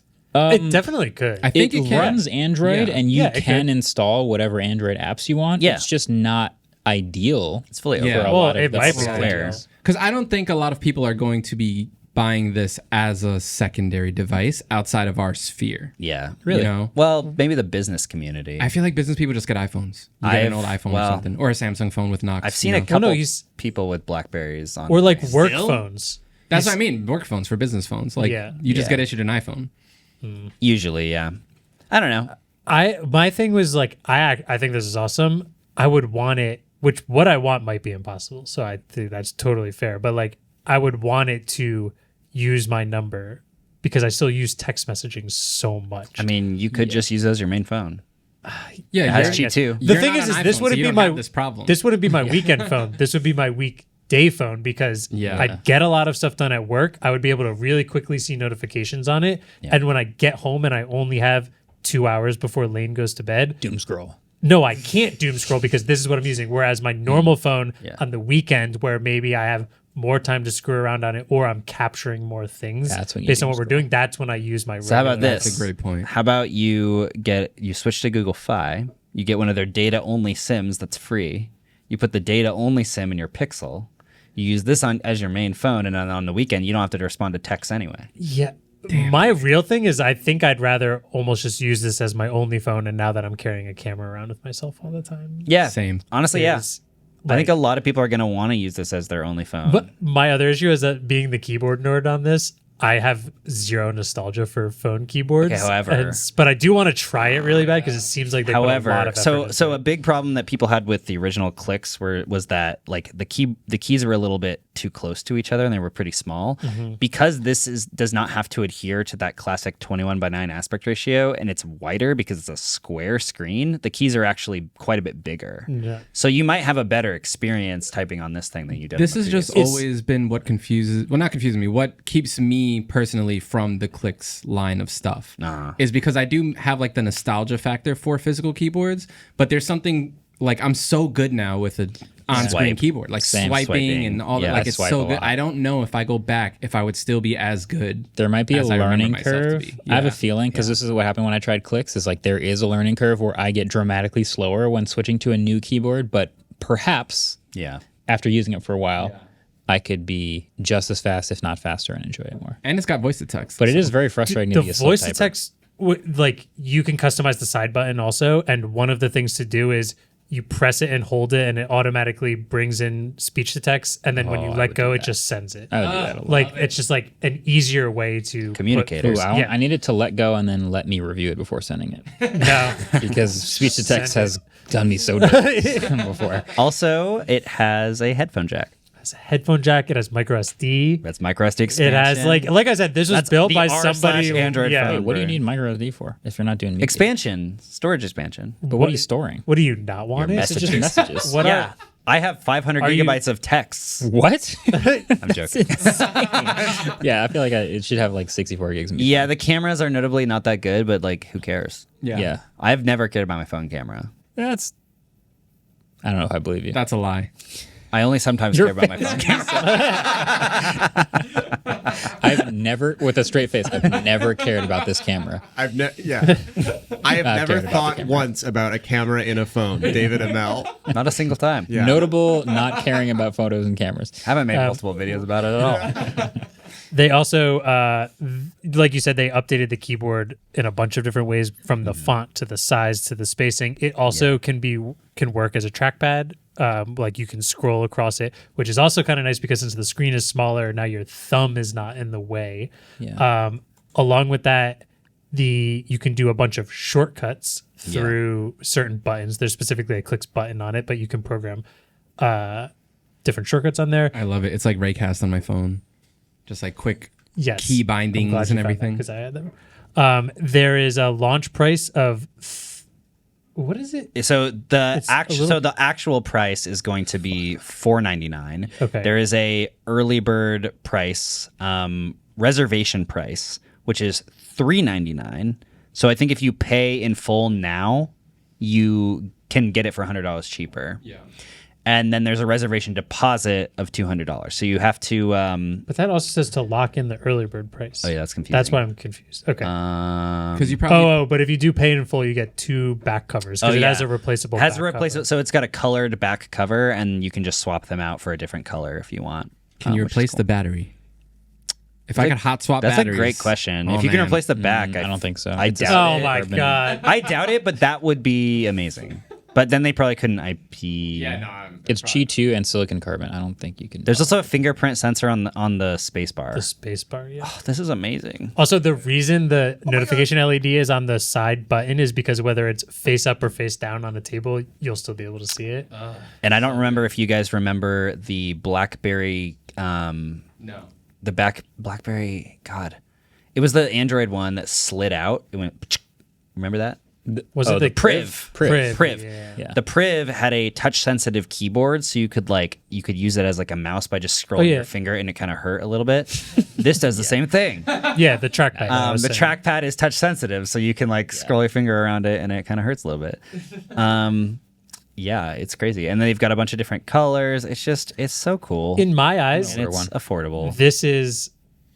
We talk so much about dumb phones, and this is not a dumb phone, but this feels like the better version of all of those phones of like a productivity phone, a non-distracting phone. It's the perfect. I think this is better than all. And the perfect again. It's like if someone came out with a $500 phone that had a bad camera and had like a bunch of stuff that's like not up to competing with other $500 flagships, you would be mad. But this is such a specific product that does such a specific thing that doesn't really have competitors. The cameras aren't. I mean, it's 50 megapixel. It has OIS. It's got a 24 megapixel front-facing camera. I can guarantee it's not going to be as good. It's not going to be good. You know, a Pixel or whatever $500 phones out there for sure. It's good enough. But it has Qi 2, which most phones don't have. Think about the $500 Pixel. Which the Pixel has it. If you buy a $500 Pixel, you get Qi 2, you get a good battery, you get Tensor's not good, but you get really good cameras. Well, and also didn't launch at $500. Well, what's the 9A cost? 9A, yeah, I guess the A. It's like the A is $550, I think. Yeah.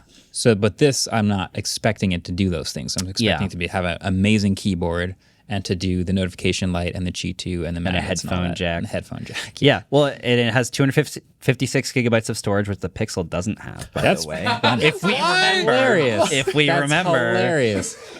Yeah. And expandable storage. MicroSD up to 2 terabytes. You want to have a 2 terabyte texting phone? Let's freaking go, how many baby. messages you can store with 2 terabytes of MicroSD? All of them. All of the messages. We're Pixel. We have the best camera ever. Here's 128 gigs. We literally just send text messages, double it. Yeah, so I texted Fisher literally yesterday, and I was like, because his office is near my apartment, and I was like, you don't have one just lying around that I could bring into the podcast, dude. And he was like, oh, man, we brought them all to CES, but I would love to get you some immediately if you want. I'm gonna date. We'll take 5. Yeah. So, yeah, we'll take 5.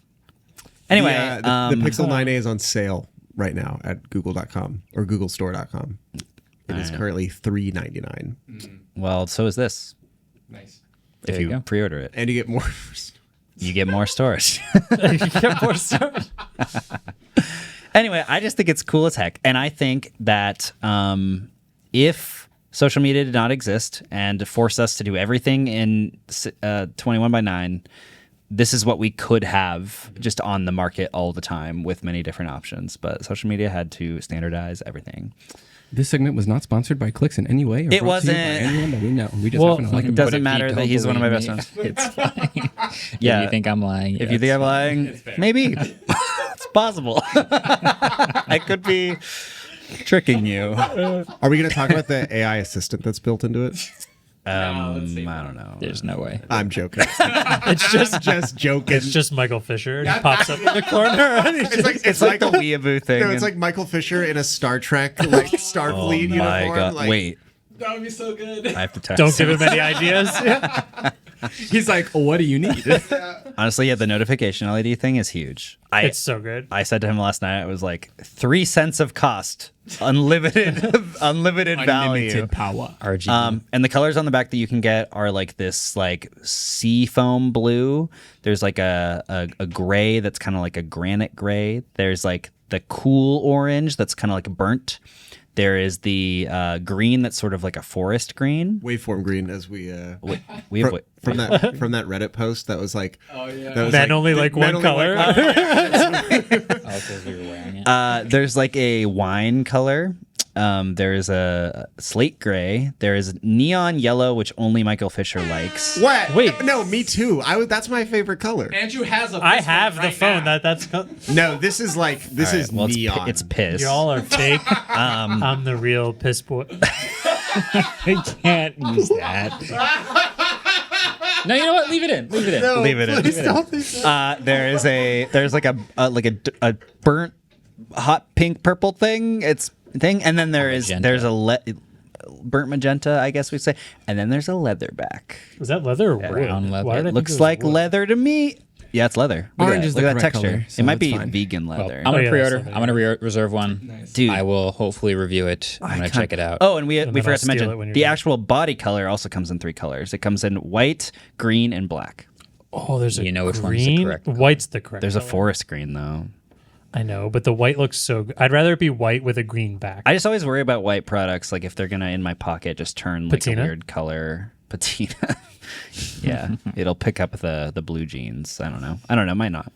Anyway, Speaking of worried, I'm we're way worried too about long. the next trivia question. As you should be, because we spoke about Lego in this Lego. most recent segment. 3 hours ago. 3 hours ago, right at the beginning. I did not expect this to go this long, but I should have known. Currently, the most expensive set you can buy on the website is what and for how much? 2 points on the line. Okay. How specific do we have to get? Very specific. Wait, Closest price without going over. Without going over. Without I going just over. heard of. right rules. I just heard of a new set they're releasing, and it's very specific. Yeah, are you counting that one? Is it sets that you can currently buy on the shelf right now? Because the one there that one they coming out? announced, I It's think launching January 24th. So it's not out. You could buy it, but it'll get to you on January 24th. Okay. So the answer is something I've heard. I don't wanna It's say There's anything a bunch else. of them, but it's like the one that's currently on the website, sort by highest price. What's that first one? Oh, so I'm not going to get that. I'm not going to get any points this year. Told you I should be worried. Well, I'm going to learn something new today. Answers will be at the end like usual. We'll be right back.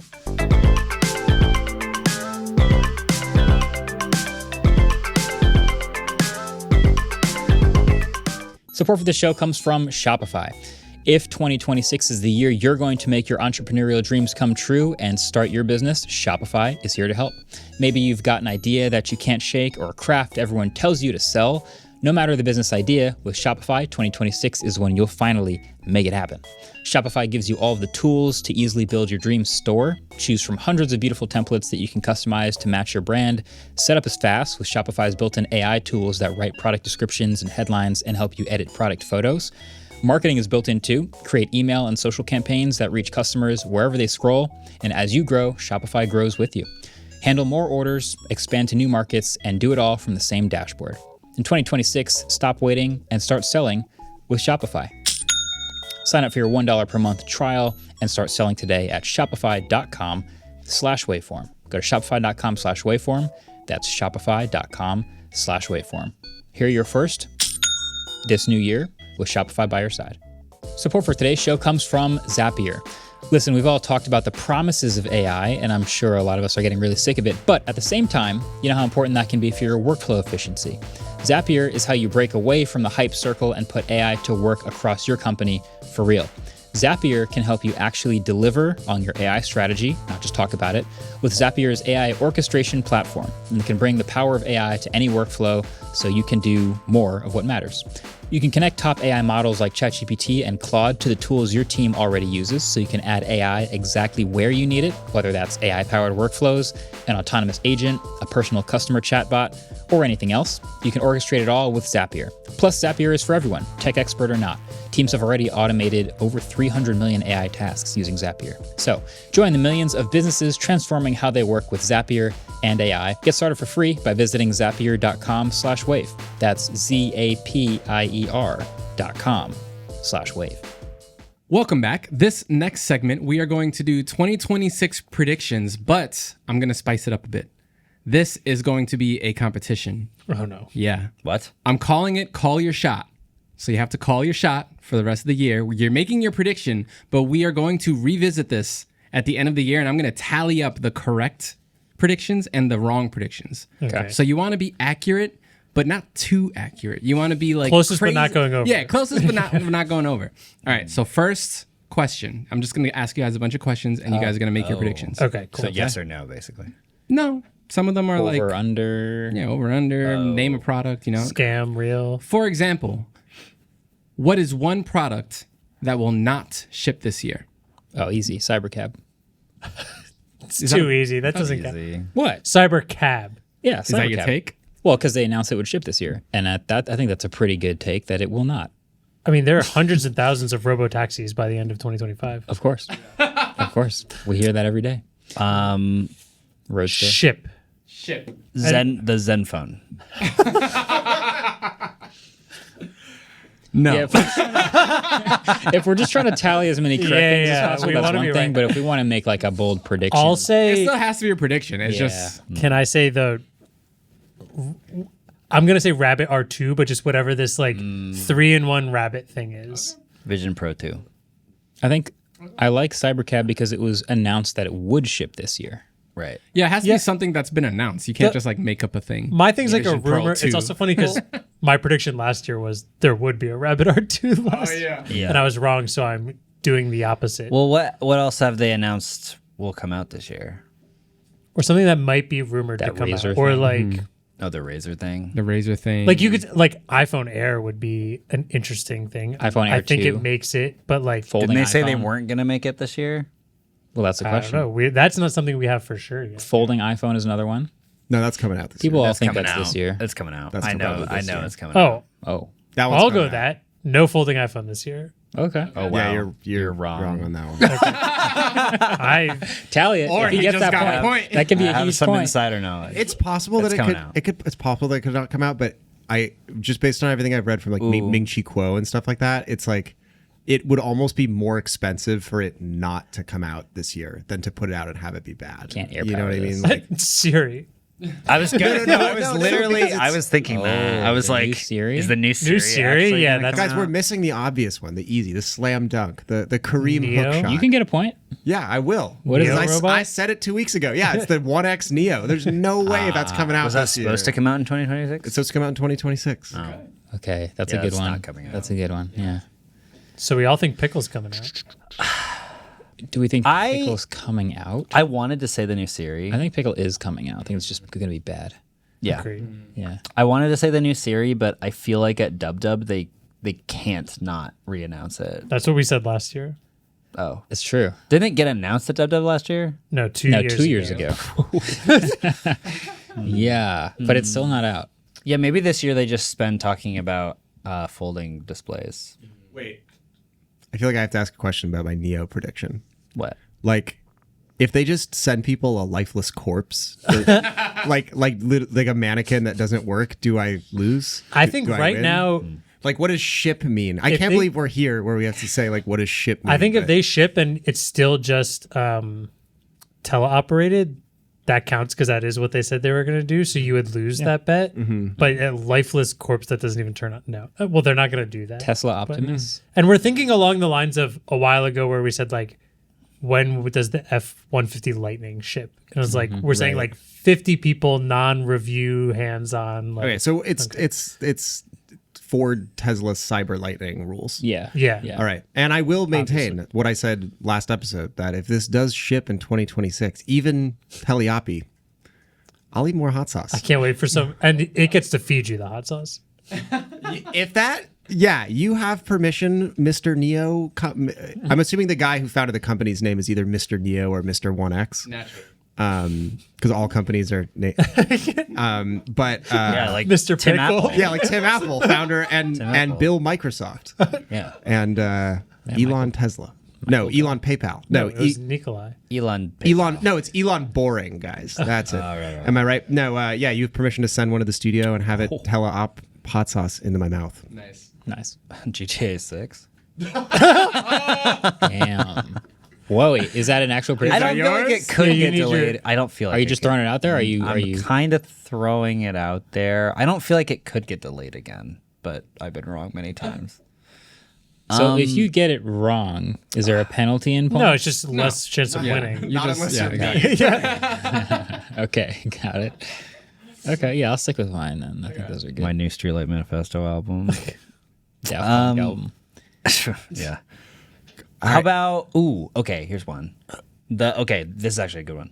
The Honda Afeela Sony car. Oh, yeah. That they did announce at CES is gonna ship this year. I bet you it will not ship. The SUV or That's the a good car? Because they rolled out a brand new SUV without even shipping the car. I'll take yet. either one. Okay. If either one shows Either up. one. The car. The car. The car. Okay. Okay. Yeah, I like that. I like that guess. Yeah. Will threads federate? No. No. It's over. Threads federate. Now, can we get Excuse a me. definition? It's over. Will feds threaderate? Because I'm asking for a definition because at the moment I share to Threads and it shares to the Fediverse, but that's not what you're talking about. I don't So what do you mean by? I don't rate this. The full federation would be someone replies to you on Mastodon. You see their reply on Threads. You can like their reply, which you can currently do, but you can also reply, Yeah, you can't. which you cannot currently can't do. reply to their. Can I say something? Okay. Yeah. You know why the Fediverse will never work? Because you've been trying to explain it to us for 3 years and we're still asking the same 4 questions. It's so easy. It's like You it ge- post it needs something to on get to the Mastodon point- and you see it on. Yeah, Threads. it needs to get That's to the it. point where we don't need to explain it. That's the issue. Picture a world where you cannot email me because you have Gmail and I have Hotmail. Yeah. Now picture not that. That's the Fediverse. Everything works. So everyone says no. No, wait, the entire Fediverse is over? No, Oh, just the Threadiverse. the Threadiverse is over. Yeah, that makes sense. Will Apple or Samsung get a silicon carbon battery product? Phone. Product? Okay. Product or phone? What do we think? Yeah, you have to. Oh, they make so many products. What if Yeah, no, my it should be Samsung phone. washing machine has silicon carbon? Yeah, phone. Well, Samsung or Apple? Those two companies only? Specifically those two, because we've already seen them from the Chinese manufacturers. We have to pick one or just yes or no? No, either for one. Both. So Yeah. I have some context that might help this answer.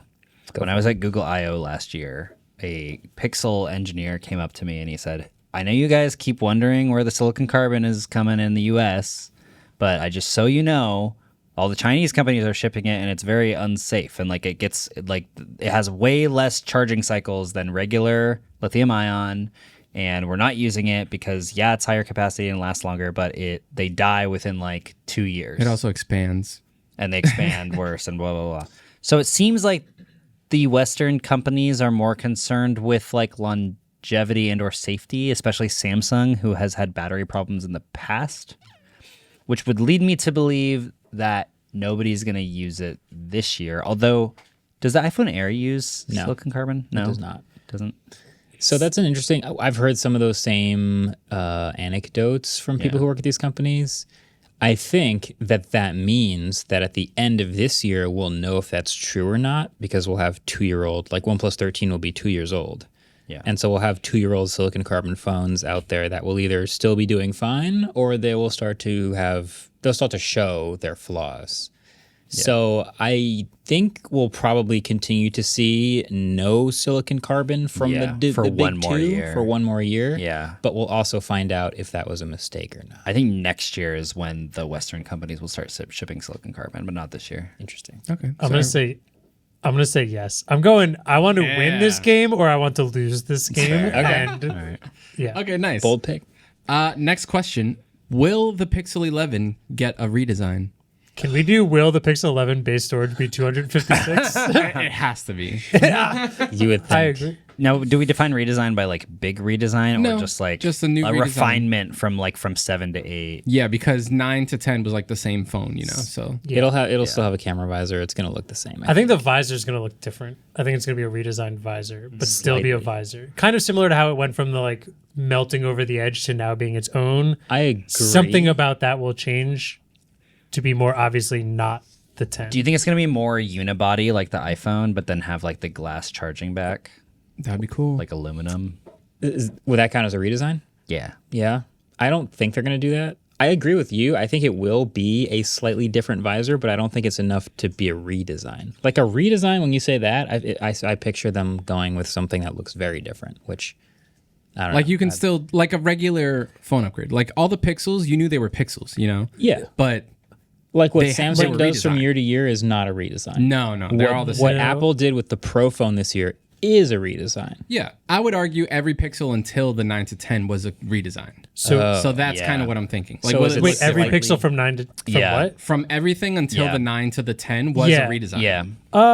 It was a different phone. No, you 'cause, could like, tell it was a Pixel, but it was a different phone. Like, it looked Pixel completely 7 different. and Pixel 8 were I would say- super. I would Yeah, say but you 7 can and 8 tell. was No, but- not a redesign. 8 to 9 was a redesign. 9 to 10 was not a redesign. Yeah, okay, that's fair. I guess when I picture redesign, I picture like going from the ground. Like it was a slightly updated design, but I don't think that's a redesign.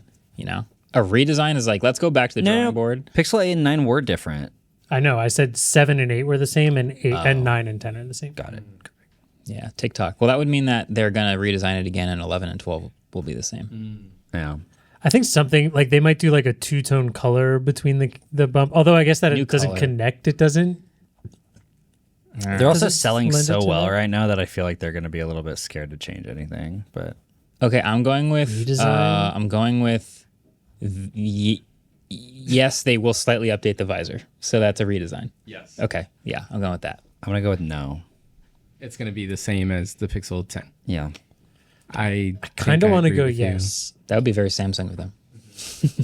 I want to go. There Works for will be Samsung. a redesign. We're gonna have to Works for really Apple. figure out how to define that. Yeah. Later. Yeah. Okay, It'll be orange. it's a redesign. All right, next question. What will be the phone of the year? Whoa, way too early prediction for phone of the Yeah, year. phone of the year is a Okay. crazy one. Let me iPhone think. Fold. I'm kidding. Well, okay, so if we will think not be. iPhone Fold's going to come out, It will. that's an option, right? Okay, we're gonna get. We know the obvious ones are going to come out.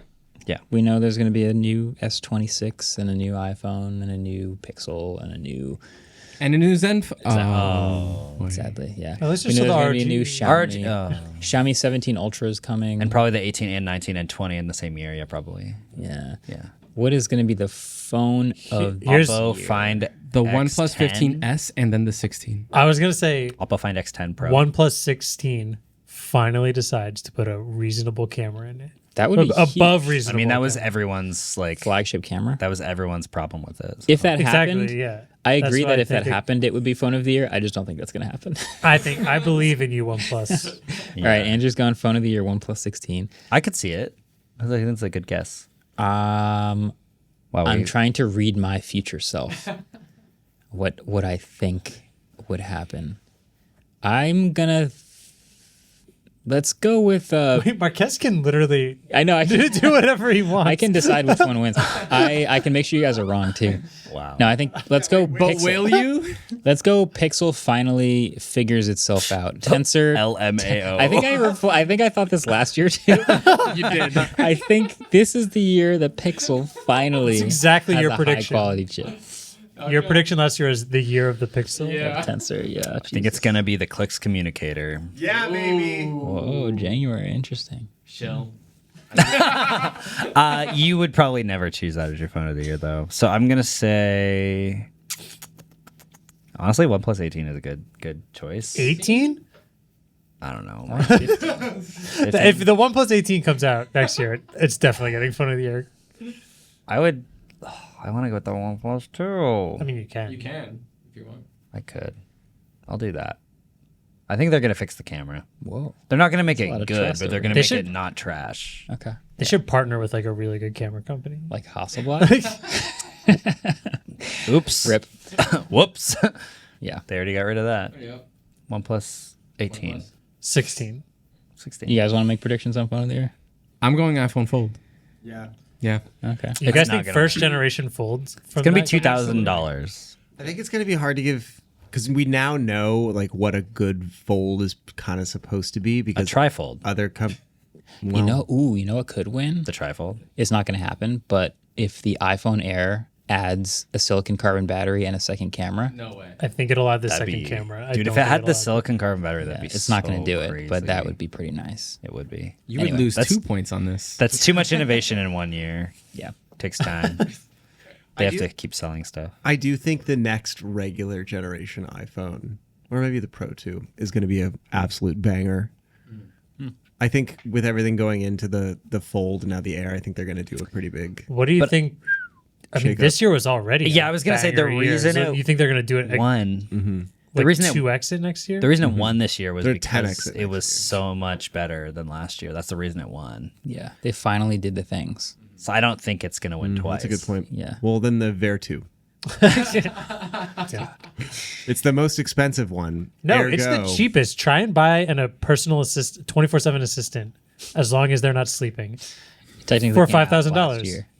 The Book's Palma. The Book's Palma Pro 2. Cool. Next Three. What do you think Google is going to add to its graveyard this year? Ooh. They're going to add something. Gemini. There's no question that they're going to I kill wish. something. What are they going to kill? They're going to kill AI overview. Kill AI overview. Have they officially killed Google Assistant yet? That's a really good one. I would say yes. My Google Assistant is acting like it's on its deathbed. Well, do you have a Google Home? Yeah, that thing. Has it switched to Gemini yet? No, but it is All of mine have. hurting. So my Google Home app is updated, and all of my Google Homes have switched to the new Gemini Assistant, so Gemini. So now I think it's time for them to officially sunset Google Assistant. I think that's a really good pick. I think it's probably already officially sunset. I'm not I don't sure. think it is quite yet.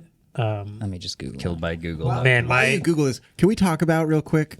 Now I'm pissed because I said AI assistant. Can we talk about how at lunch today we all spent time just trying to Google stuff, and it took us 10 minutes to Google a basic fact because everyone's AI overview kept spitting out a different thing, and we kept being like, "Oh, I don't know if that's right. My AI overview says 79. My AI overview says 45." Even though we're all Googling the same thing, I hate this feature so much. I forgot to say this before, but Ellis, you specifically will like this. Yeah. Oh, Okay, yeah. so over the break, I was trying to do something in Notion. So I thought, it's Notion. Let me use the Notion AI chat because it's just something I can't figure out how to do. So, anyways, half an hour of this thing just gaslighting me into like, these are the buttons to press. This is what you need to do. This is the menu you need to go to. This is the database. Every time it told me to do something was not a thing that existed. And then I just give up. And I said, so this is the first conversation we've had, and it resulted in no help. So if I've tried Notion AI one time and it's given me 0 helpful results, what would the baseball batting percentage be of your helpfulness? I said, if you're defining helpful as got the results you wanted, then 0 helpful results out of 1 attempt. Baseball batting average equals hits divided by at bats equals 0 divided by 1, which equals 0.000, which is 0%. And I said, do you think this belongs in the big Divided leagues? by 0. And it said, not based on what just happened. And I said, enjoy the minors, pal. And it said, fair. Roasted. In the car this morning, David and I were just talking about how like we're all gonna feel so silly in like 10 years when we look back and think, wow, we really thought they were gonna be able to do everything. Like everything from like cook a meatball parmesan to invent a cancer drug. This specifically made me mad. And I tried a Google AI in Google Docs also. Those are like, you are the AI based on the product that I'm using. I feel like you should be able to tell me the things the product can do. Nah. Nope. Nah. So sorry. I'm going, they kill Notebook LM, Oh, really? and they kill... They put a dedicated app out for it last yeah, year. that's the end of that. No, think about how much revenue Notebook LM generates in the form of Podcasts? insane amounts of data that people are just handing over to Google. If people actually use it. The way Oh, that's a good point. the way that Notebook LM people on Reddit talk about it is like, I uploaded like my entire iOS Notes app that's been there for 10 years. Oh, I uploaded like my entire 50,000 email inbox. Like people are uploading crazy Is Notebook- swaths of their data to Notebook LM. Do you know how OpenAI was getting in trouble for they like uploaded all those what? books? Yeah. Is Notebook LM just the way to get all the users to upload all the copyrighted materials so that they can just listen to it as a podcast? And then That also is not because that wow. No, because like people are doing it for like textbooks and lectures and stuff like that. Is that just like, No, hey, feed me? I mean, I don't know exactly what Google lets themselves train on and what they don't, but it would be my guess that Notebook LM is like amazingly valuable for them. 28 minutes ago, OpenAI launches ChatGPT Health, encouraging users to connect their medical records. I wasn't supposed to be giving my medical records to the owner of ChatGPT? Oh no.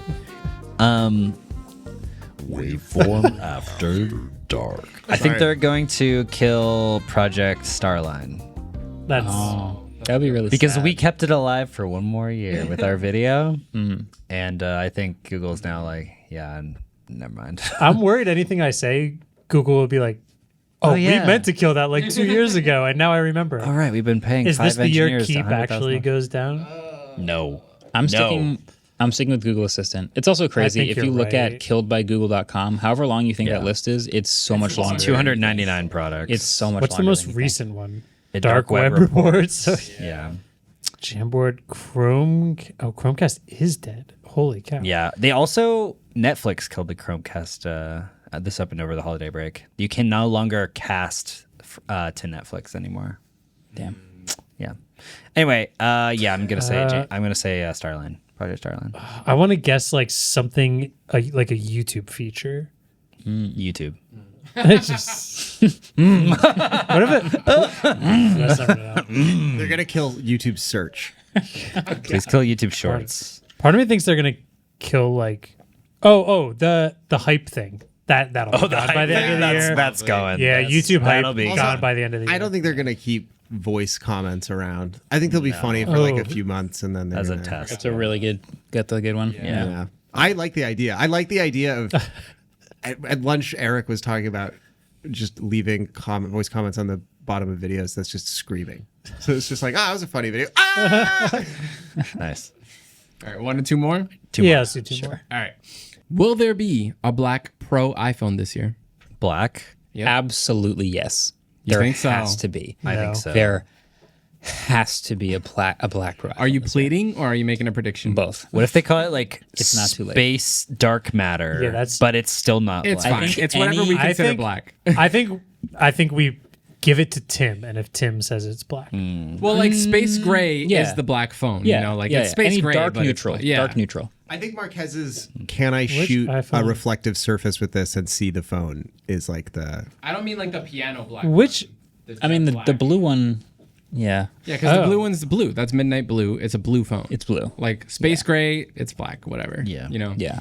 Like, are we getting another one of those? Space gray is not black. Space Gray is not black. But I would never consider that a It's gray. success. Yeah. You know, It's 18% gray. You think that's black? Yeah. That's black because it's not. No, a I don't color. agree with. it's not reflecting any color. I'm not talking about 50 Shades of Gray here. I'm saying, is there color or not? Well, Wait, so is white black? That's I'm gonna reflecting all say colors. I'm gonna say they will have a black phone. Yeah. Because it seems to me that He's saying pro. yeah. Okay. Because it seems to me that the TikTok cycle for them is like new phone, fun, like kind of colorful, interesting, and then the next year they're like hardcore scary, and then they go back into the fun, interesting, and then hardcore scary, and they kind of do that. Yeah. So I'm gonna say yes. I also think they made a whole bunch of changes with the new Pro iPhone this year visually. This is my very scientific analysis. Next year, they're not going to redesign the Pro iPhone, but they still want you to have a way to be able to tell that you're holding the new iPhone. Yeah. So it will not come in orange, or it will at least come in some new colors that you can hold up and be like, this is the new Pro iPhone. neon green. And black is one of them. There you go. Black So, would be one but of there was a black titanium iPhone, right? Yeah. 15. Yeah, 15 I think it needs like, I don't know. Some of those space grays are just not black to me. Where this is black. Okay, space gray, whatever. Okay, space gray. Yeah, Okay, just so the then black one. doesn't count. Yeah, some dark neutral. Yes. Okay. We're getting one. I'm saying yes. It's happening. Okay. I'm still gonna say no. Midnight doesn't count. No, it's blue. No, because Midnight it's blue. midnight blue. And when you look at it, that's like a dark blue phone. You know, it It's- bothers I think Midnight's been the closest to black. yeah, I don't know why. It's definitely been the closest. The barometer but it's doesn't bother it's me. still blue. Doesn't bother me. Because if it's blue, I don't want it. All right. Yeah. All right, last one. Yeah, last one. Make it the hardest one. Will we hit 1 million subscribers? I wish. Come on, guys. Oh, thanks for 500,000. Oh yeah. We wanted to do it by end of the year. Squeaked it in. You can last week. unfortunately no longer hype us. That's why it'll die. That's why my prediction is going to be correct. Yeah. We're unhypeable now. I have a bunch of more predictions about iPhone colors. I think the Pro folding iPhone is only going to be black or white. I think the colors will change for the new base iPhone, and they will get rid of the fun green we all like. I think there's going to be a dark neutral Pro iPhone color. I think the Air is going to come in a new color. They're going to add a color for the second Air. Are they gonna add the I camera? think they're going to bring back the teal Maybe. from the 16. That'd be nice. There's a That couple was the older best. colors that were banging. universally liked that they could bring back. The 12 series purple and the 16 series teal are just they're, I think the they're 12 too series good. blue as well, or Pro blue. Can I make a bold prediction for Air color? Yeah. Rose gold. Oh, I like it. It makes think that so would much make- sense on the Air. Yeah. Yeah. And If maybe it on were the to come fold. back. Maybe makes on the I could see. fold. I think fold's gonna be one color. Black. That would You think it's gonna be black? Yeah. It's either just black space or gray. just maybe like black and basically white. Space white. gray. Yeah. I think it's gonna be one color. I had the white and gold iPhone 4S. That was my first phone. And tone. I got it and I thought it was so funny to have a gold phone that I just started buying everything in my life in gold. Oh no. And it culminated I just thought it was hilarious. It culminated with my freshman year like dorm sheets and bed being gold. Oh, whoa. Ew. I They thought got you. I just thought it was so funny to be like the gold guy. That's crazy. I don't know why that's so They funny. really got I don't know. It's really funny, right? It's like really funny. That's really tacky. Anyway, yeah. The Rivian R2 is supposed to come out in 2026. It Do you- is. Do you think If that it's going to thing come come out? I do. I think it will come out in 2026. For the sake of my reservation, I believe. You reviewed an R2, not an R3? An Archie, yeah. Yeah. I think R2 will get more orders than R3. Really? Yeah. More popular category. Agree. But the R3 is so cool The looking. R3 is supposed to be cheaper and supposed to be way more fun, but the R2 as a category is just higher volume. But the R3X will be the best one. it will be the best one. Yeah. Looks like a Subaru. Okay. All right. Yeah. That was I it. think we did it. That was it. All right. We did it. Time to Those are our get 0 predictions. points on trivia. Here Wait, we go. wait. We need the marker. I have one. You have one. I have I one. might just need to share. Pad phone or phone pad? I'm thinking so hard. Pad tie. Guys, which Pad CU. which one is a phablet? Which one specifically is an 8-inch phablet? Which is a Wait, phone. which one is an 8-inch? A phablet is a phablet? phone. Phablet does not have a dock, no keyboard, just a straight phablet. The phone pad or the pad phone. And remember, No, don't say that part. I think I got this right. I think I know what you're gonna say. you don't know what I'm going to say. Okay. Phone, No, that's what I was gonna say. phone in both of these cases is not spelled with It's a PH. exactly what I was gonna say, and I was ready to make fun of both of them for it. No, Ellis, we are on the same Yeah, length. you're right, We have you're worked together for so long. I thought you were afraid. Believe I in didn't me. know. I didn't know. I thought you were going to say like the order I or know he something. just erased it too. Yeah, definitely did. And he has it still. Wait, was I supposed to switch them? I mean, I don't think it's corrected gonna care anymore, but Marquez, I had what my did you put? technicality. I wrote phone pad. Phone pad is correct. God You damn. got the You know, we had it on the bingo that Ellis accidentally says the answer out loud before the before the question. Is that? That is huge for The me. phone pad is a phablet that also, guys, we didn't acknowledge it. A 6-inch phablet is hilarious, right? Wow. Like, Yeah. like I thought you said. Oh, no, it that was came the other in one. 6 or 8 8. inches. 8 is crazy. with a number in between that I Yeah, that's fine. It comes Oh, in I at forgot 8 about So it's phone pad phone, with an F. Yes, with an F. With an F. So Yeah. Marquez changed his. I could have at least had all of us at 0 points, but you. Not 0. We didn't finish the last season. Well, for this round, It's just been so long since I gotten points. That Can felt I, really good. Can I break in here? What did David and Andrew put? pad phone. Pad, He put the same thing as I did. Yeah. oh yeah. Okay, so you both got it wrong. Yes. Cool. I think I remember. So then, quick update on the score. After that correct answer, Marquez with 11. Woo! Andrew with 14 and David also with 11. Look at that. It means so much to me that I got a point that you guys didn't I want get. it taken away. 11 club. 11 club. Carry the one, baby. 11 club. 11, make a wish. Make I a bet you wish for 14 points. There's 2 points up for grabs. I could get Christ. really close here. Wow. I'm not going to. I just got. But I could. Someone call the ambulance. All right. After that third degree burn. Wait, hold on. Why would the pad phone not be a phone? That is unreasonable. Just think Asus. about how you would name a product. If you were making a tablet, you'd end it with pad. And if you were making Yeah. a phone, you'd end it with phone.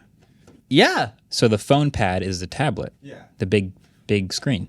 And the pad phone is a phone that plugged into a thing to become Didn't a I say tablet. pad phone? No, you said phone pad. No, phone pad is the correct answer. No, yeah, you said pad phone. I said pad. Oh, you phone. said pad phone. Yeah. Right. Because think about it. It's like I want a Your whole tablet. explanation proved us right. I'm getting it back. You got it right. Wait a second. But yeah, the Think about question how was you which would- everything one I was said, but the big other way. screen. Wait, Okay. if you're padding the phone, who's driving the car? This is something that only Pegatron would do. Yeah. That's true. So true, bestie. Okay. We spoke about Lego. The most expensive set that you can currently buy on the website at time of recording is what? And also, how much is that thing? 2 points potentially up for grabs. We didn't use the trivia question Mariah gave us over the break. Oh, that is a good one. Okay, maybe we can do a If you bonus get- Do a question. third. You can get one right and one wrong, right? Yes. Yeah, I got it. Did we fact check it? Are we doing closest without going over? Yeah, Yeah. closest without going over. Okay. Price is right. Hopefully. Flip him and read. What do you got? Oh. Interesting. Okay. Who wants to I go like first? it. I'll start. Oh, I no, went the never mind. cheapest. I said it's the Death Star, and I said that. Correct. Oh, sweet. It's It the, is the de- Death Star. Oh, wow. and Okay. I thought it was $5.99. $5.99, Sorry, okay. $5.49. I wrote $5.49. 549. Yeah. I can't see the board. Can I get confirmation on that? Yeah. All right. I mean, it's vaguely. I'm still think lower he's if you want to take right. $5.99. Okay, Andrew, what'd you say? I wrote $7.99 Okay. and I wrote Hogwarts Castle. Ooh, no, unfortunately. Okay, I said David. $9.99. $9.99. And I said Imperial Star Destroyer, which used to be the most expensive set when I was a kid, but I should have assumed it was not. Well, you still get 1 point for $9.99. That is exactly the price. Okay. It was $9.99, and it is a Death Star. Huh. I was so scared of the So one I was David and talking Marquez about get was that point. there's some new not a new Lord of the Rings battle, but what battle is that? the Battle of Mog's Deep. Is it? It's whatever the one they do in that like big castle, not castle. It's I like didn't watch the this. walls that they go up all the white You haven't walls. watched Lord of the Rings? Isn't there like a ton of these Lord of the Rings? There's only 3. There's 3, but there's like extended cuts that it's like 2,800 I've hours seen or the something. first one. 4 hours. Did it say how much? It's not that big of How a much deal. was this, Ellis? Battle of Minas Tirith. What the heck is that? Bless you. You would know it. How would this not cost more than this Death Star? How many The- minifigures? How does Yeah, the Lego set of this There's a Lego set of that? I think not have be How many, more how many expensive? than- minifigures does that come with? the price I saw is from a leak. Actually. Oh, okay. So it's not. We don't know, but yeah. Should we do the bonus question? Do you want? You want? Yeah. Okay. I want it. The This actually.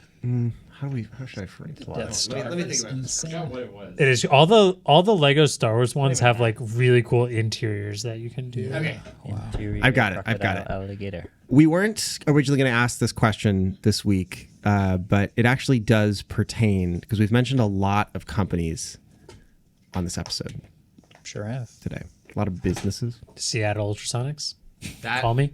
The Seattle ultrasonic knife. That's it. It's the Seattle Ultrasonics. You win. Is that their football team? The Supersonics is the now defunct NBA team that no longer plays there. Killed by Google. Yeah. But one of the companies we mentioned this week on the podcast is the world's largest tire producer by volume. They make more tires than any other company on the planet. We've talked about this. What company Oh. is it? I gave it away. Damn it. I wanted to gain on Andrew. That would have been really fun. I don't know enough about cars. It's actually better for that. Really? Maybe. Oh, then I'm wrong. But I'm wrong. Marques is giving nothing away. Yeah. I mean, there were a lot of Apple Car prototypes. That's true. Samsung used to have a car. I'm so sorry, David. You're gonna be so mad when you see the answer to this. Is it Google? No, it's your boy, Lego. Nope. That's got It's Seattle Ultrasonics. Wait. It is Lego. Wait. It's Lego. That can't be considered a real tire. So yeah, it's a tire. It's a tire and a wheel. This is because we were having this conversation. Do you think there's more doors? I was literally about to bring that up. Or wheels, and that's a huge factor. It's how literally many that's Lego We are wheels. like 3 hours of recording, and you're bringing up the doors versus wheel argument. We need to get out. I was about to say that. I thought this was going to be a hard one to fact check, but It's not even close. it's like literally not even close how many more tires they produce. Are they really considered tires? They're made of rubber. Yeah. Do they have air in them? No. Well, a little bit. There's airless tires. They're not Yeah. pressurized, but they have air in them. The airless basketball is still a basketball. Yeah. No, there's a lot of wheels. Boneless, actually, I'm not going to go there. Boneless chicken wings. How do they get the bones out of the chicken? They Dude, suck you, it out. You don't want to know. That's a perfect place to end this podcast. Actually, the machine they Supersonic. use is made by Seattle Ultrasonics. It like vibrates the bones out of the. out of the meat. It's a good thing we don't take 2 weeks off every 2 weeks because we would have way too much to talk about. But hey, thanks for sticking with us this week. crimes. Thanks for watching. Thanks for listening. Thanks for subscribing and getting us past 500K. It's right. onward to 1 million. This is the year we do it. Catch you guys on the other side. Boy. Peace.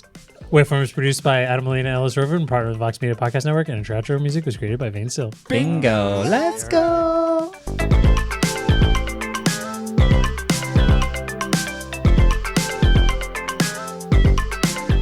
All right. How long is that? CES. 45 minutes? CE go. 57. Was it actually? That was the episode. Do you know what's crazy? I deleted like 60% of the stuff I wrote about Pickle.